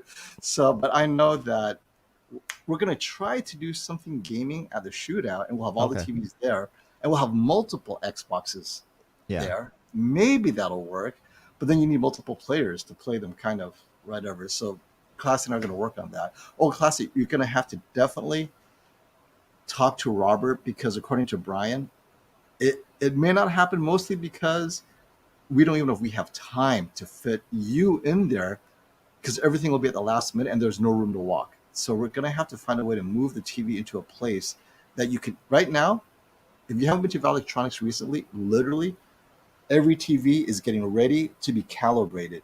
G2, S95B. And they haven't even received the A95K. My understanding is the minute it comes, Dwayne will be there literally the entire week, just all these A95Ks to be calibrated. So the space is going to be tight. I don't even know how we're going to calibrate all the TVs at Valley Electronics. So I'm going to have to talk to Robert to make sure there's space to do it. Just to do anything. So I might not have room to live stream. I might be standing outside in the sidewalk shooting in. Classy, you got that? I don't know if he did, he said he was going to step away sometimes. So I don't even know if he heard that. You have a couple of super chats. Okay, yeah, I'll hit those I'll talk to super him chats. about that. I want to shout out the stream for keeping conversation alive. They're talking about their favorite movies. Andrew was saying his favorite movie is Willy Wonka. Oh, that's Big new. Lebowski, all good movies. Yeah, awesome. Okay, I like Jaws. Tombstone. Oh, When you you say guys are Big gonna, Lebowski, Tombstone, yeah, I like that a lot too. Tombstone. you guys are gonna hate me. I always say that every time we talk about movies. I was like, you guys are gonna hate me for not seeing. You guys are gonna hate because I've never seen Jaws. What? Dude, how can you Mm. be a TV reviewer? You haven't watched Jaws. Oh my. Dang, Oh Max wait, Max went there. if we're I'm about to talking, leave the chat. if Just we're joking. gonna talk movies, then I have to let you guys know. You guys like Pitch Black with Vin Diesel? Oh yeah, I thought that was a Okay, great movie. so it was recently remastered in Germany, hand remastered for Dolby Atmos. Oh, So I picked it up, and as soon as I get it, I'll check it out. But normally Atmos is just whatever, right? Whatever budget's left. But in mm. Germany, when I think it's Turbine is the studio, when they do it, they put a lot of money into mastering. I mean, they take a month to sit there and get it done right. And so they remastered Pitch Black, 4K HDR, and Dolby Atmos for those who care. Wow. So it's on the Turbine. I mean, it's a German website, and you should have a Rev on to make sure it plays. And so I'll try it out. But yeah, for Atmos fans that want real Atmos, this one sounds like a winner. They also redid Twister as well Oh, in Atmos and Auro 3D. well, that one's probably crazy. Just hear Yeah. like a tornado around you the whole time. That's I haven't had a chance to play it yet, so but supposedly it's awesome. Yeah. I can imagine like if they do that spinning effect where the what do you call it? Where like they were bouncing the speakers around. Yeah. That would be pretty cool. That'd be cool. Yeah. And then Hamza with the super chat says favorite TV show. I'll start Sopranos. Okay. Silicon Valley. Oh, that's a good one. Oh, That yeah, that so is a good one. I it watched that a lot. Yeah. It relates to so much what I do. Nice. That's Yeah. why I think it's such a great show. Mhm. To be honest with you, when I was in Entourage, I don't know why I keep on falling onto this show, Entourage, for some reason. I just love that show. It's like I That can one's up watch there it. for me too. Yeah, it's just it doesn't matter. It doesn't matter what it is. It's just that show always sticks out to me. I could watch that any episodes, and I just love that show. Yeah, I don't know if I could pick a favorite. I have a few that I have to watch every few years, like Entourage, Sopranos, Game of Thrones. Like I just every couple years I just start watching them again. Especially like Sopranos, I have like on an every 4-year cycle. Oh, nice. Yeah, I mean, oof. I don't even know how to name one, honestly. Like, that's the thing. I feel like I would offend one of my favorite TV shows if I named one. Like recently though, I liked Game of Thrones a lot. That was probably one that I like watched a ton. Goodness, I like a lot of the cheesy CW shows. I was really into the Arrow, like for a long time, and then that show just like fell off a cliff at the end. But oh my gosh, that was a good show. What do you call it? Wait, so FOMO, Lucifer's not your favorite show? I'm almost afraid to say it. Oh man, Can't feed the beast, man. Come Yeah. on. Oh, But- goodness gracious. Come on. It's a show. Come on. yeah. Let's not go there. All I of you are can't- gonna get in trouble, right? Oh man. You might as well throw in. Gathering. Well, It's you might as well gathering. throw in Devil's Advocate and stuff. Well, that's a movie. That's Keanu Reeves and stuff. Yeah. That was a Oh. good movie. I'll say recently though, like Outer Banks has been a show that I loved the first season and I love the second season. Like I can't wait for the third season on Netflix. Outer Banks that's such a good show. More I'm thinking about it right now. I've been watching Better Call Saul, and yeah, if y'all haven't watched it, I think that show is so great. Yeah, The Office, that's another one for sure, Samuel. Not the entire show, but the first 2 seasons of True Blood is probably my favorite. Okay, I've never seen True Blood. Yeah, True Blood. That's one that I've never. It started to fall off after. I watch vampire shows from time to time though. Like I watched the Has anyone Couple of else vampire shows. noticed that just about almost every big show, first season's great, second season continues or builds off of that. Third season starts to slope down, and then they decide, or season 4, we're going to change everything. All new haircuts, new styles, and Yeah, like for sure, just dude. about every show I can think of, season 4 Oh. is vastly different than the rest. Dexter was so good, and then season 4 happened. It was like True Blood, Weeds, like just Yeah. every show I watch is like, come season 4, everything's different. That's true. That's true. They feel like they gotta switch it up and be like alternative all of a sudden. Like, why? I think they did that with Roswell too. Like, they went and like they had their clones be like punks and stuff. Like, it was weird. Prison Break. Yeah, that show is good. I did watch that. I binge watched that for like 2 weeks. It's good. That's one show I haven't got into was Prison Break. Oh man, I really know I'm like probably that missing show. out on that one. Mm-hmm. I probably watched like almost pretty much every single show that you could think of, but I don't think I just never got into it. The Shield. Yeah. What's the Shield? Oh, you talking about Agents of Shield? Please. No, I think he's talking about the Shield. Oh, The Shield. No, I haven't watched that. I'm Yeah, not Shield's familiar. really good. What is it about? Michael Chiklis, Please. was it DEA? I know it was cops. Okay. But I think it was DEA, or drug enforcement of some sort. Yeah, The Wire was good. There's actually too many good shows. I don't have enough time to watch them all. It's like, Yeah. I don't have time. Yeah, same here. Yeah, and then it's it's the same like here, I'm just too. gonna rewatch something I know I like. Right. I just remember when I was younger, I used to watch all those shows. I can't watch it now, but I was just thinking about it, reminiscing. I was like, man, I watched a lot of TV back then. All right. I watched a lot of Three's Company when I was a kid. Yeah. Yeah, someone said Band of Three's Brothers. That's Company was the best miniseries for sure. Mhm. Oh man, Wonder Years too. Like, that's what I watched when I was a kid. Like, it was like on repeat from like Nick at Night. But like, I'm not that old, so it was like a repeat. And Wonder Years was really good as well. Yeah, Wonder Years was pretty great too. BD, I love Deadwood. Mm. That was a great show. And then of course, Boy Meets World. Like, that was my Wonder Years pretty much when I was growing up. Oh, Charles Yeah. has a good one. Stargate. I loved Stargate. That's one of my favorites. Nice. You talking about the show or you talking about the movie? I kind of like the movie. The show, but Okay. it was good as long as Richard Dean Anderson was there, MacGyver, and then once he left, all the spin-offs I didn't like. I liked it when he was there. That entire group was there, and it lasted quite a while. Yeah, Shango's super chatting in saying that he likes The Expanse. Gorgeous on the OLED on Amazon.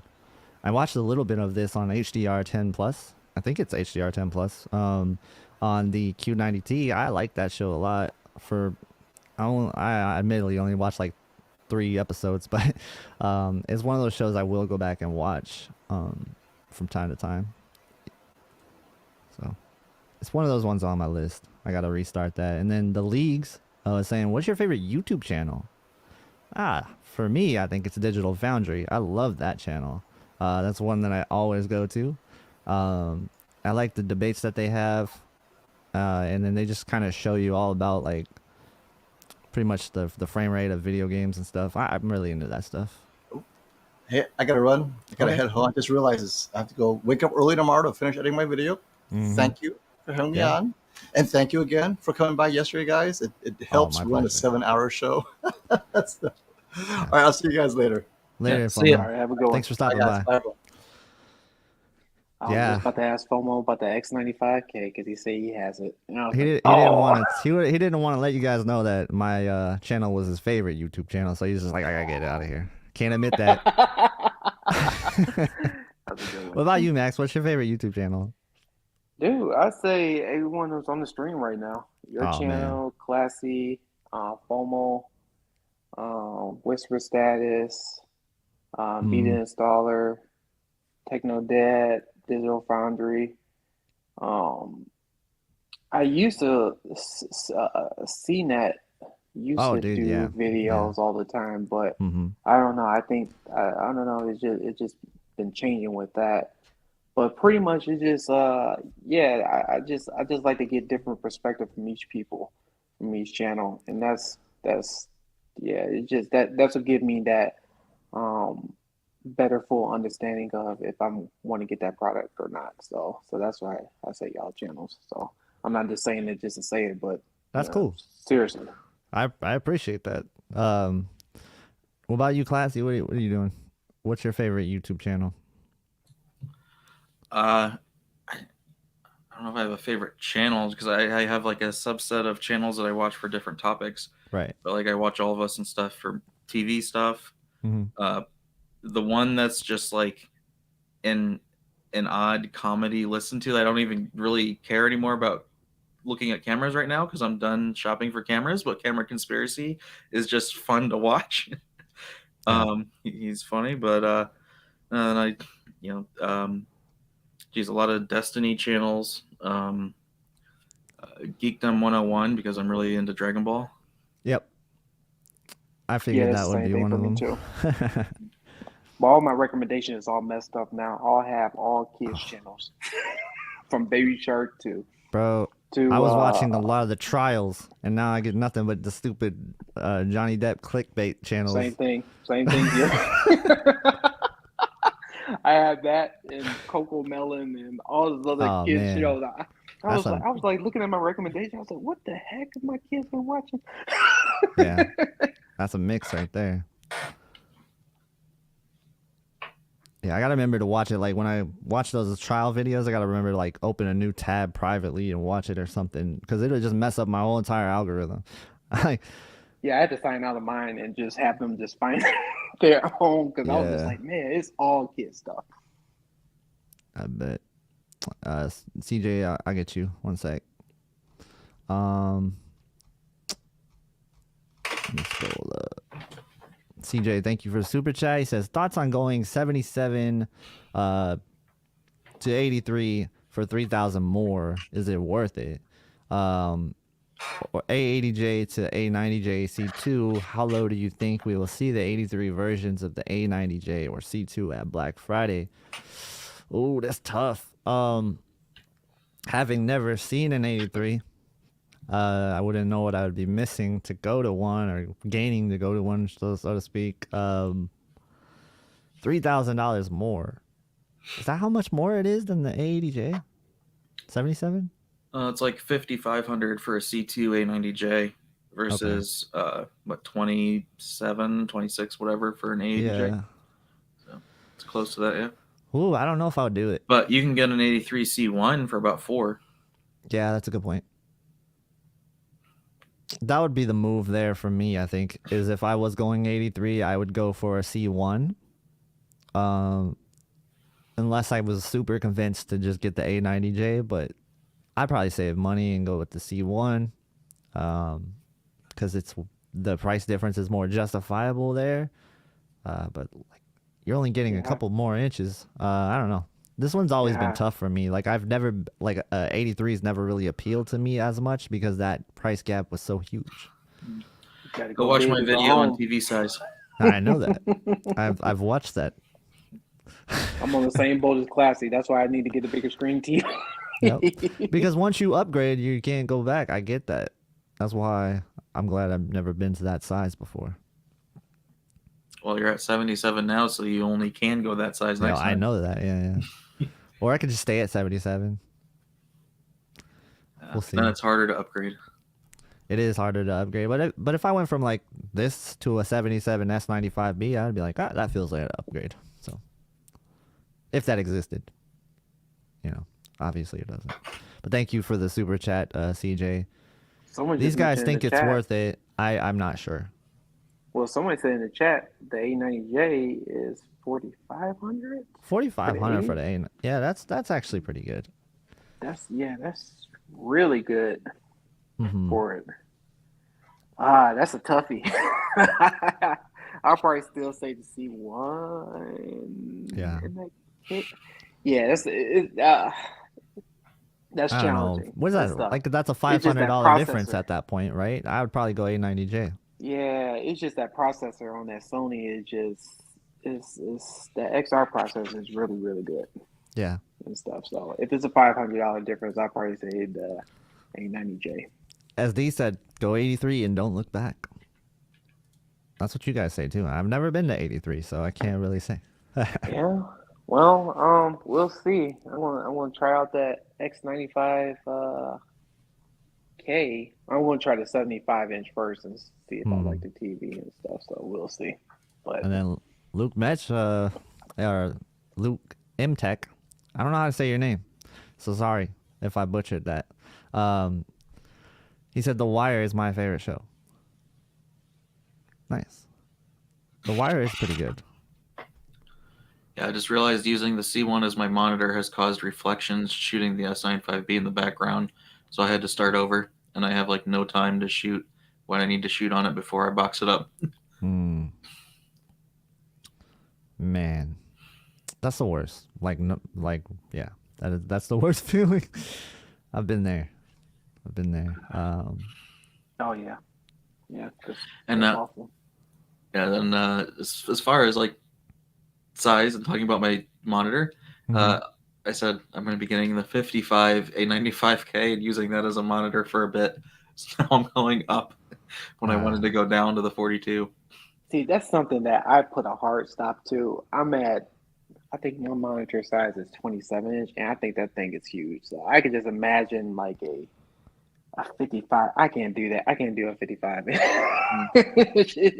That's too much real estate for me. I'll probably just do like a custom resolution to make it appear smaller and just have the OLED black it out. But I don't know. I need to get it, and I got nowhere else to put it. And I've been talking about replacing the C1, so I'll probably just do that for a little while at least until the 42s come out. Yeah, I just think I have a headache just looking at a screen of that size being that close. But I don't know, to each his own and stuff. So it just, yeah. Yeah, looks like I might be sticking with this C1 for my monitor for now. I don't know where to go with that. I think, I think those TVs for monitors are a great option and stuff, especially for the price too. Because I have a Odyssey G7. I paid like, I forgot what I paid for it. That was like $700 during the time I bought that, and you get a C1 like almost probably close to that or something like that. I know C1 is going to be a little bit more expensive, but I think that's way worth it than getting the monitor I have. Yeah, I got somebody who said they'll sell me a G5 Samsung for like a 34-inch curved one for like they said they'll sell it for 180. I was like, that's a pretty good deal. That's a good price then. Never mind. That's a really good price. Yeah. Because I might do that if I end up getting a gaming PC. Yeah, because I love my G7. Yeah, I think it's a great monitor, but that's a really good price. Yeah, I'd probably just play like Counter-Strike on it, if we're being honest. Yeah, you could do that. I haven't played Counter-Strike in years. I'm kind of itching to play. Let's see what else we got here. Got a first-time commenter. Where? The bottom. Smoke. Oh, hey, Smoke. So first time commenting, wouldn't the A90K from Sony have all the benefits of QD OLED without the accuracy issues? Yeah, out of the box, accuracy is probably going to be really good with the A95K, but that remains to be seen. We got to see it first to know. But theoretically, yeah, that's what a lot of people are hoping for. You guys want? Yeah, we just got to see the TV and stuff. So it just was Sony's history. Yeah, you just started custom. Yeah, it's just like if something catastrophic happened, which I don't think Sony would do something like that. It's probably going to be one of the best TVs of 2022. I mean, especially when it's the most expensive 55 and 65-inch model, they're not going to kill their reputation and send it out and it be crap. Yeah. Yeah, I agree. And just think about this. I bought the A90J back at launch, and it was going for $3,000, and that was a 55-inch. So that says a lot that how TV prices has went down drastically in the years and stuff. So I think that TV is going to be really good. If people are talking about like price differences between the S95B and the A95K, like I said, I think Sony is going to do a great job, hands down. I just think the gaming part, I think people may have some issues with. Yeah, I'm gonna share the. Let's go over the ratings thing. We're gonna do that. We'll go over that. Can see. Can I move this to its own tab and we're still good? Okay, you're good. Okay. All right. Let me get his comment down. Sliders season 1. Nice. I don't know what that is. You never I'm seen get- Sliders? No, what is Sliders? It's like a hamburger show. No. I don't know. It's the first thing that came to my mind.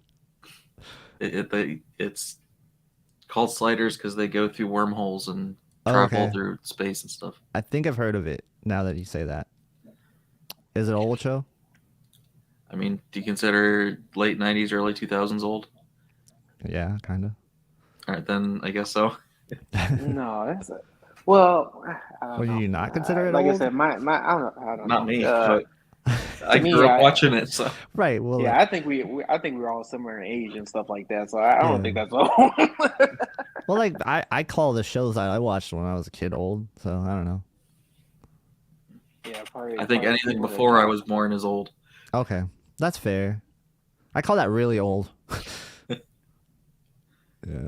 All right, so let's go through this one by one, and I actually want to highlight a couple of things with this review, and this is not in any way to like discredit ratings or anything like that, or put them down, or hate on them, or nothing like that, right?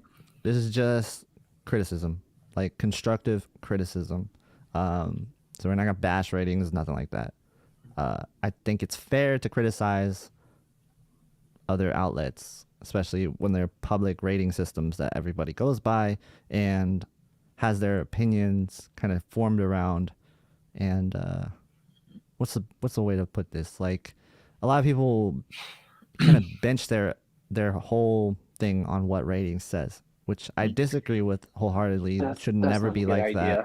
But that's why I like really want to point out a few things for that. So Yeah, and it's like just as I'm seeing this right now, I haven't even looked at this review, and the stuff that they're talking about just doesn't. There are many cons that they could list, but the ones they list, I don't agree with. Aggressive ABL when it's got the highest APL of any OLED doesn't make sense. And raised black if it's in a room with any ambient light, that's wrong. If you have super bright light hitting the screen directly, that's different than having ambient light in the room. Right. And so that's a really good point. Like, when people think of ambient light, like, is the TV good with ambient light? They're usually thinking like the TV is in front of a light, not the light shining on it, right? Like, Yeah, not and that's necessarily. It's more of just like the lights behind the TV, so to speak. yeah, and if you scroll down, like you'll see their reflection. They literally put a lamp in front, and it's like, I get some people can't get around that, but people buying these TVs for the most part, they're planning their room. They're putting lights to the side or behind, above, whatever. You know, they're getting curtains. Again, not everybody, but a lot of people. So at least rephrase that to say raise black if a light is hitting the screen. Right. I have seen a lot of comments saying I'm not going to buy the S95B now that since I'm in a little bit of a brighter room. Like, I don't think And I think it's the best TV for a bright room. Yeah, Oh because it yeah, handles I was reflections just about to so say the same good, thing right? too. Yeah. Oh goodness, I have a Sony A9F in a bright room, and I'm like I said, ooh, I could just imagine people talking about the S95B. Oh, that's crazy. With the exception being like if the light's shining directly on it, but even then, are you really gonna notice raised blacks at that point? You know what I mean? Because you're in a bright room. Like, I doubt you're gonna notice the blacks are raised because you can't really tell that they're perfect blacks in that sense anyway. So that's And like SD says, there's no such thing as perfect black when a reflection hits the screen because the color of the reflection is not going to look black.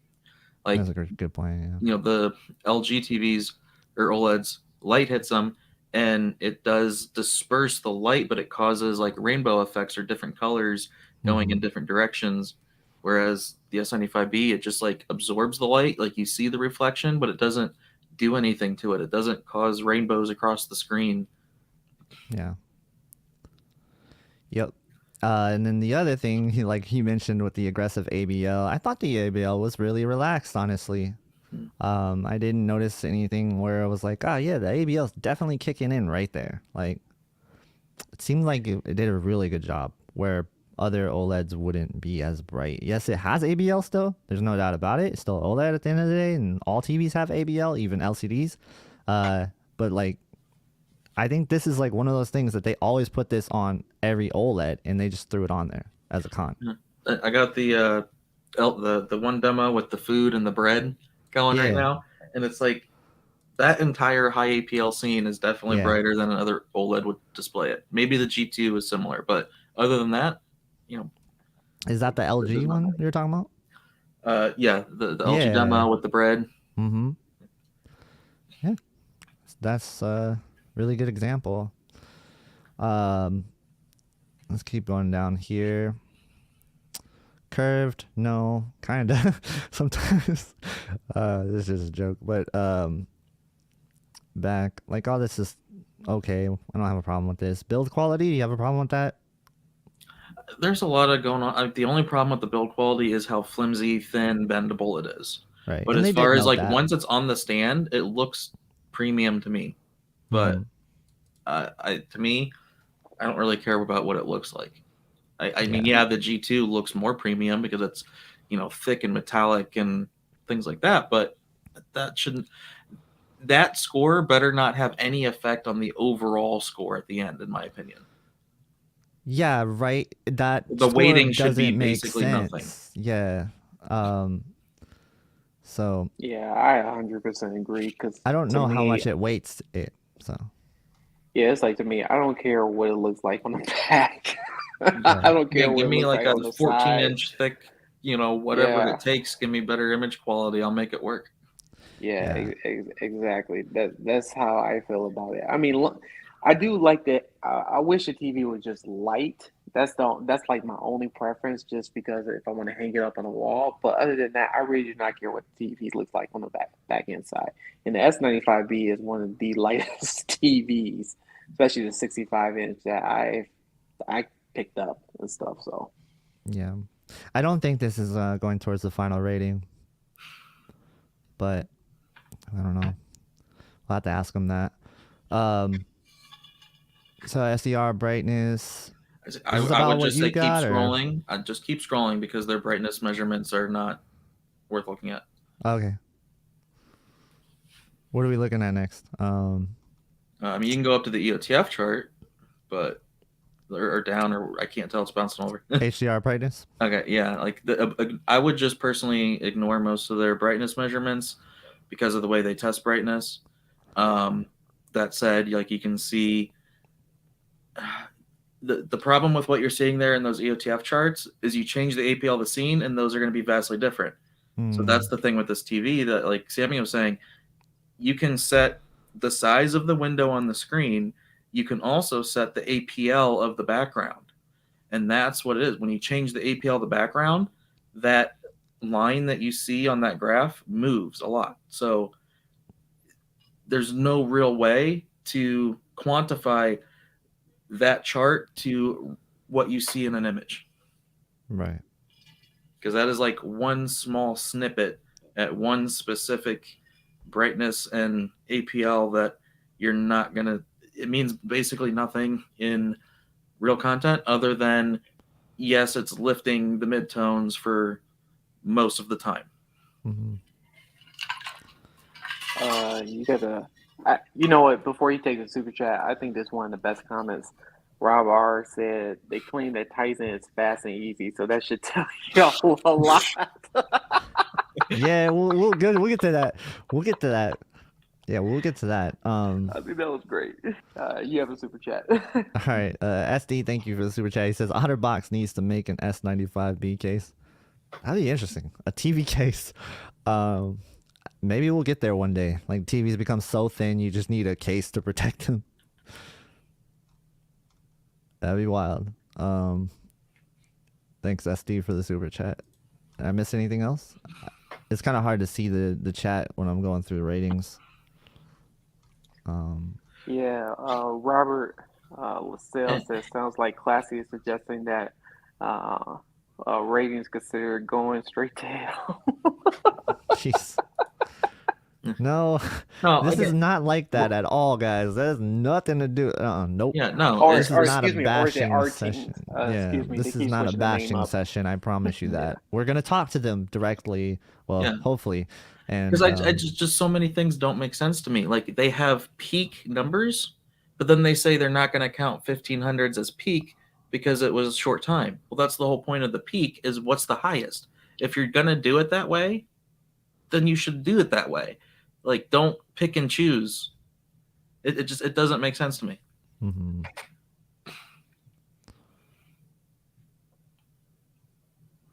And this is their. See, they all have their score components, how it breaks down into their rating and stuff. Oh my gosh, stop doing that. Okay. Looks like the ABL thing is only 2%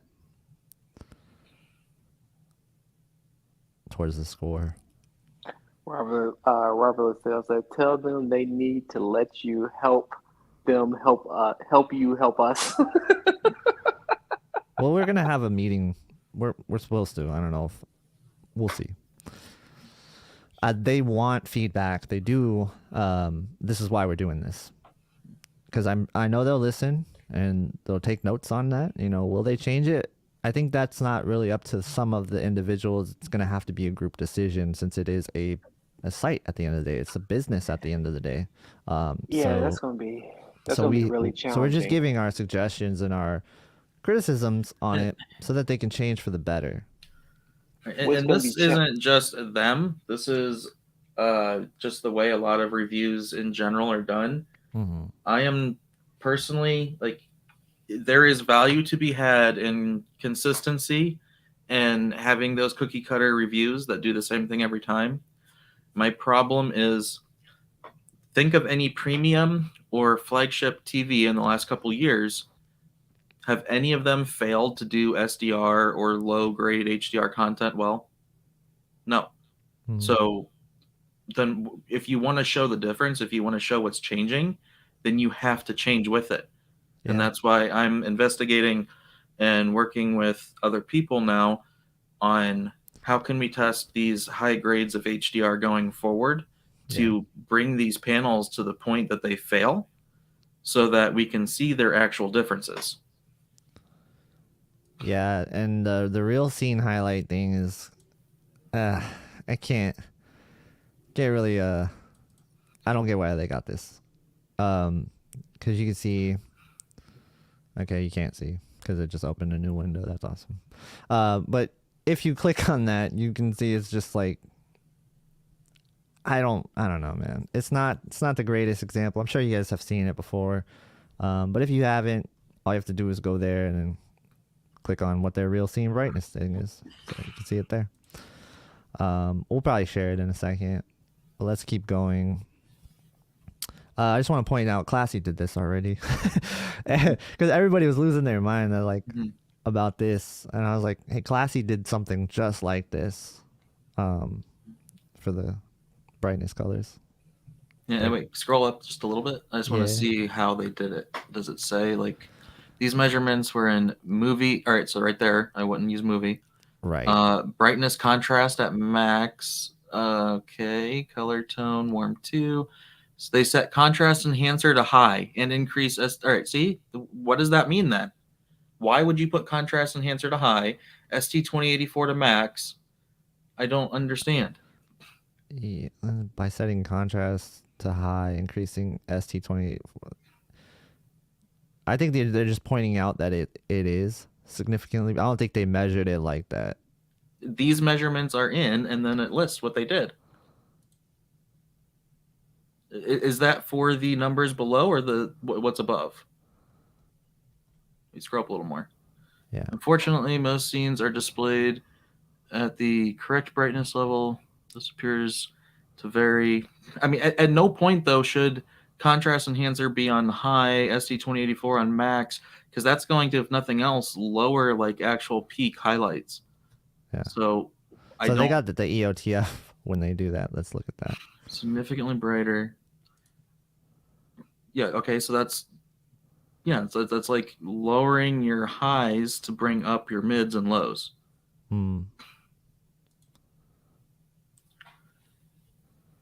Interesting. So, but keep going down. Does it say that? Is that saying that those settings are how they measured these colors here? Nah, they don't. They One of don't. the They main- don't say that. I think they're just giving a suggestion here, Significant. but I don't know.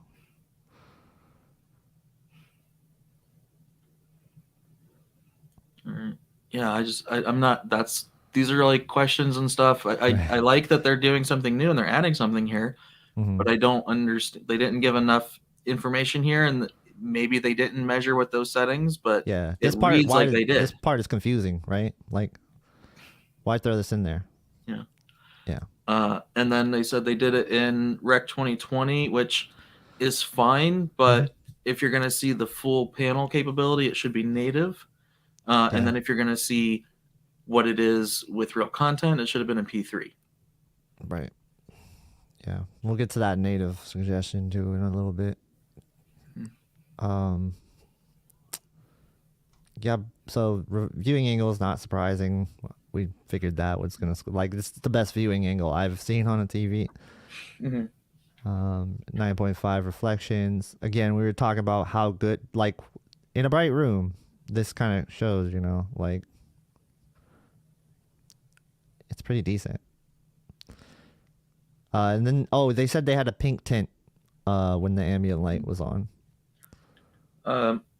Yeah, when the screen is hit with that direct light very close, I don't know if I'd say pink. It's a like a brownish magenta. Yeah. And if you're like really, really off angle, you can kind of see it in content. But you have to be like really off angle. Like if you're, a few seats over on the couch, you're not going to have any issue with it. Yeah. Like I'm basically looking at the TV sideways right now, and in some areas of white, I can see it. Yep. All right, and then what's this? Other pre-calibration, post-calibration. I guess this is just showing like their panel was pretty okay. See, this is the issue. Is I think they basically make the color temperature right there be the highest weighted aspect of that accuracy score. Because if you remember, like on the C1, the whole the C1's not accurate, but it was because of the color of white. But so they put most of it. It's actually the lowest for color temperature, 9%. Yeah. Oh wait. So they're okay then. White. Yeah. I don't know. I don't go, because if they were to measure more colors, like that's just 5 different colors for each color. Like that's not very many points. As soon as you would measure that in 1,000 points or a volumetric, then you have errors in the 3s and the 5s. Yeah. Or higher. Interesting.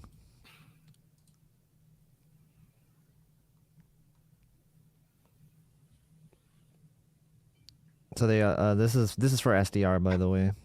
Yeah. Yeah. And that's the problem is SDR is where it's most inaccurate. It's in HDR that the colors aren't bad. It's they have good saturation and hue. It's the luminance is the problem with HDR, but that's the least of the issues for the color in HDR. Yeah. But they don't measure the accuracy for HDR. They only do it for SDR. Yeah.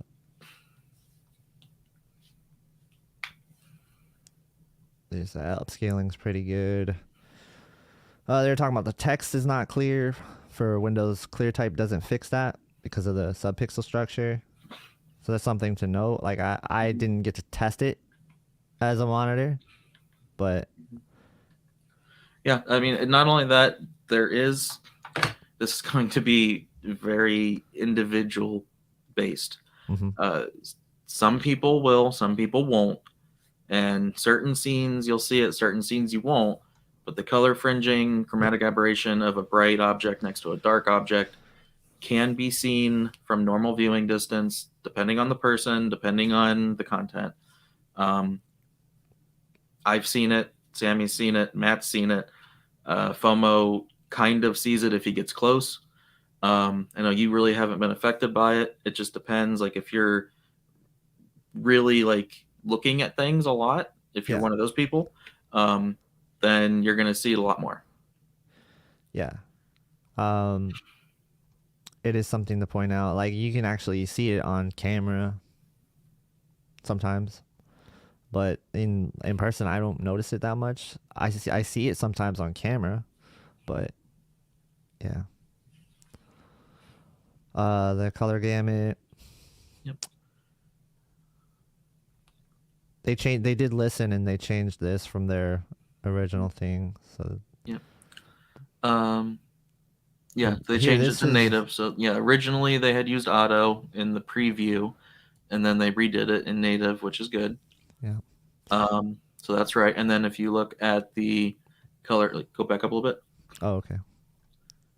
For the color volume, that's next to it. Yeah. So what you can see is normalized Rec 2020 volume Mm-hmm. is basically 90%, basically the same as the gamut. Yeah. Now that means that the color the brightness of the colors keeps up with the amount of color that it's able to pick from. So that's very good. That's what we want to see. They noted that right here too.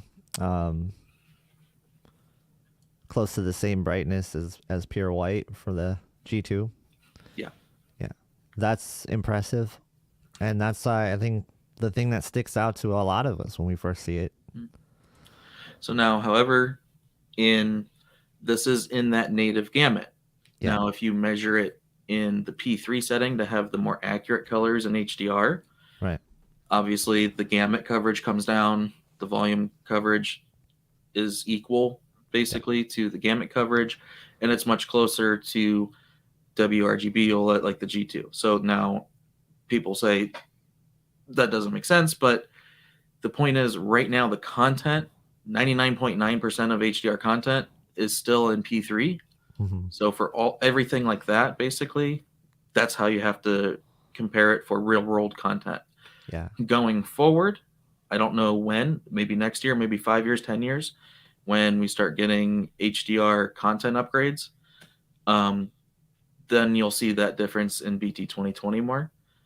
And that's why I'm saying, like, I think a lot more reviewers need to be changing the way they review HDR to put the toes of these TV manufacturers to the flame so that they start doing better with HDR so that the content will then say, hey, we got enough TVs now. Let's start doing what these new TVs can do.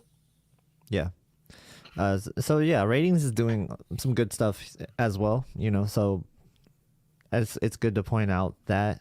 What do you think of this highlighted thing right here? It says you need to manually change it to native when you start watching HDR content. That's completely wrong.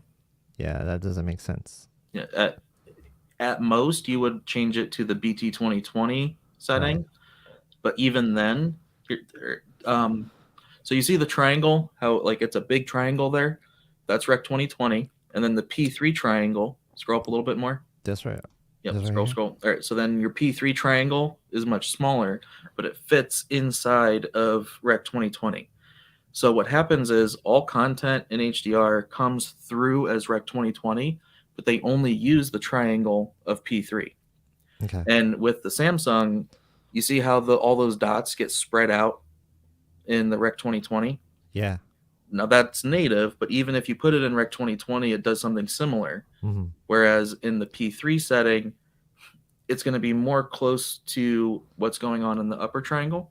So when you're in Rec 2020 on these Samsung TVs, it pushes the P3 colors out too far. And that's why you need, specifically on the Samsungs, to use the P3 setting. Whereas on Sony, LG, and others, you can leave it in auto and it can switch itself to BT 2020 without oversaturating the P3 colors. Right. That's a good point. Yep. So that was the biggest thing that kind of stuck. One of the bigger things that stuck out to me is why they said change it to native when you start watching HDR content. I'm like, oh, don't do that. Yeah. You're gonna notice a lot of color clipping if you do that and oversaturation. Yeah. The native setting is literally what the panel is capable of. unrestricted of trying to compress down to a certain color gamut that is used by content. So the native setting is, like we've discussed before, more for like calibration purposes and being able to turn it in and pull it in and make it right with like with other means that goes much further than we're going to go right now. So it's 12:03 and I have to be at work in 10 minutes. All right, no problem. Yeah, I'm about to drop off too in a minute. Yeah. I just wanted to go through this because I thought it was pretty interesting. And one thing before you leave, Classy, I want to just show you. I don't know if you saw this, but Their settings. Their settings, yeah. That's I got questions about that. We'll go to the mostly HDR thing real quick. Yeah, mostly it was in HDR. Them saying to use, telling people that they should use native is not right. And then if you scroll down, I really don't like that they share all of their advanced settings and then being able to see their advanced settings. They did not do that TV correctly. Are you talking about the 20 point, the white balance? All the stuff that they did there, that they didn't do that TV correctly. Interesting. And yes, there's panel variants. I get that, but based on everything Sammy has said about them, that is outside of panel variants. That is, they don't have the right software and understanding of the technology to do what they did. Right.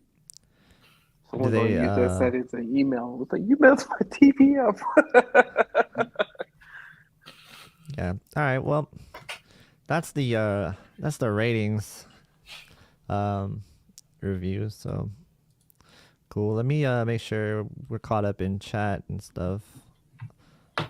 Looks like we're good. We haven't seen any other chats.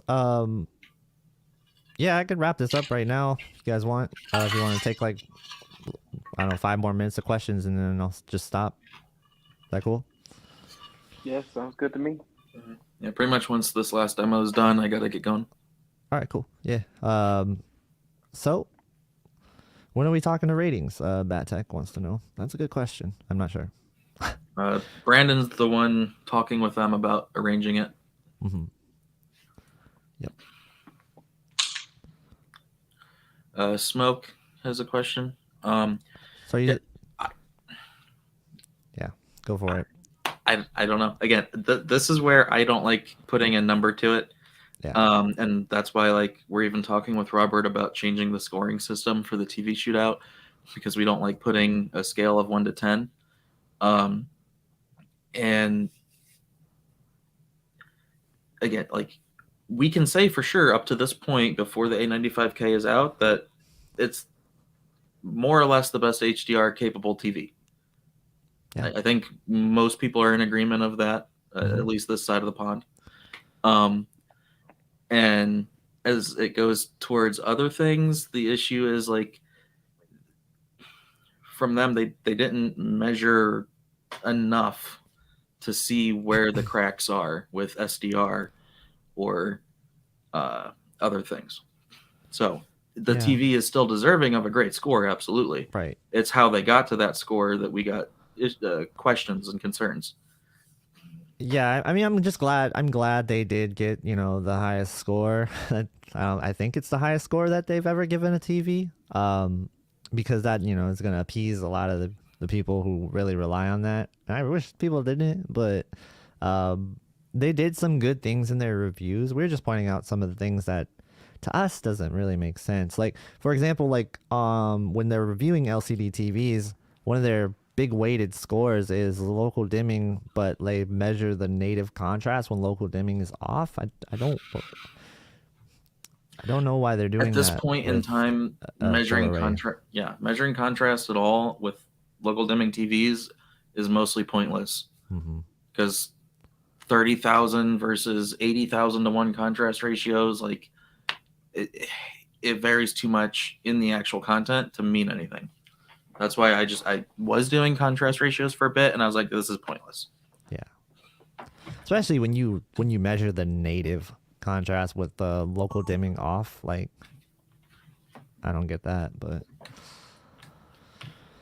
All right. Any more questions, guys? You guys got anything to promote? Got a video dropping? I go basically ahead, got Fluffy. nothing in the works because I'm going to be gone until Wednesday. And when I get back Wednesday, the X95K will be here, and I may or may not have a stream for it. Okay. Well- You should have a stream for it. That'd be cool when you get back, right? Yeah. Well, it's also anniversary, so we'll see. Oh, gotcha. Oh yeah. Oh yeah. Well, you could delay the stream. I thought You could still do like an intro. You could still drop your video, and then like when you're ready to do your video stream for it, I think people will still be interested in a stream for it. Is what I'm trying to say. Yeah. But when I do get back, so part of this trip is Rich from Review Tech USA. I'm going to go calibrate his TVs. He's going to do a video about it. I'm going to be talking about calibration, the highlights of it. And then I'll probably get some footage. And so there'll be a video from him as well covering what I'm doing. Mhm. Yeah, he's a great guy. I love his content. Yeah, great, very great. Max's review just dropped. Go check that out. Yeah, check it out. Yeah, I just put it out today. Next week, I don't know if I'm gonna have anything. I'm trying to get the X95K, but I'm trying to get a 77-inch. But it seems like the stores I'm looking at don't have them yet. So it seems like the only 65-inch version is out, and I don't know if I want to go down Hmm. and get the 65-inch. So we'll see. I might just do it just to take a look at it. But yeah, that's what I'm thinking at the moment. So yeah, you'll see that soon once I get it. Mm-hmm. So I'm actually bringing him, Carlos and Steve, a new friend. Yeah, dude, I can't wait. Can't wait to see that. That's cool. All right. Well, hey, this is the Tizen thing people wanted me to look at real quick. There you go. You know how we Something similar to feel? that may happen. Yeah, you know how we feel about the Tizen stuff. They needs to change a little bit. Oh, you yeah, thinks, definitely need to change. Oh, there you go. That's kind of important right there. This is my goodbye because once I get my new TVs, I'm going to stop watching to avoid FOMO. Hey, man, nothing wrong with that. Just sometimes pop in and say hi. Let us know how you like your TVs. Yeah, and even if you do see something that makes you want something else, you can always still appreciate what you have, and it's not going to make what you have any worse, or you're not going to like it any less. Yeah. Yeah, there's nothing wrong with that. Like, if you feel you need to do that, like, all means do it. I'll be back tomorrow. I'll be back tomorrow with the A90, A80J versus S95B. What am I going to do? I don't know yet. We'll figure it out. I'll probably do that. It'll probably be solo. Max might jump in, maybe not, maybe. Who knows? Yeah, we'll see. We'll see what the wife has in plan tomorrow. So Classy will be gone. So Yep. I'll be on the road, though, depending when, but yeah. All right. Cool. Thanks for stopping by, everybody. Thanks for watching. Hit the affiliate links if you're buying anything. Helps out the channel. Appreciate you guys. Thanks. Yeah, have a good day. And we'll see you in the next time. Tomorrow. I'll see you tomorrow. Bye. take care.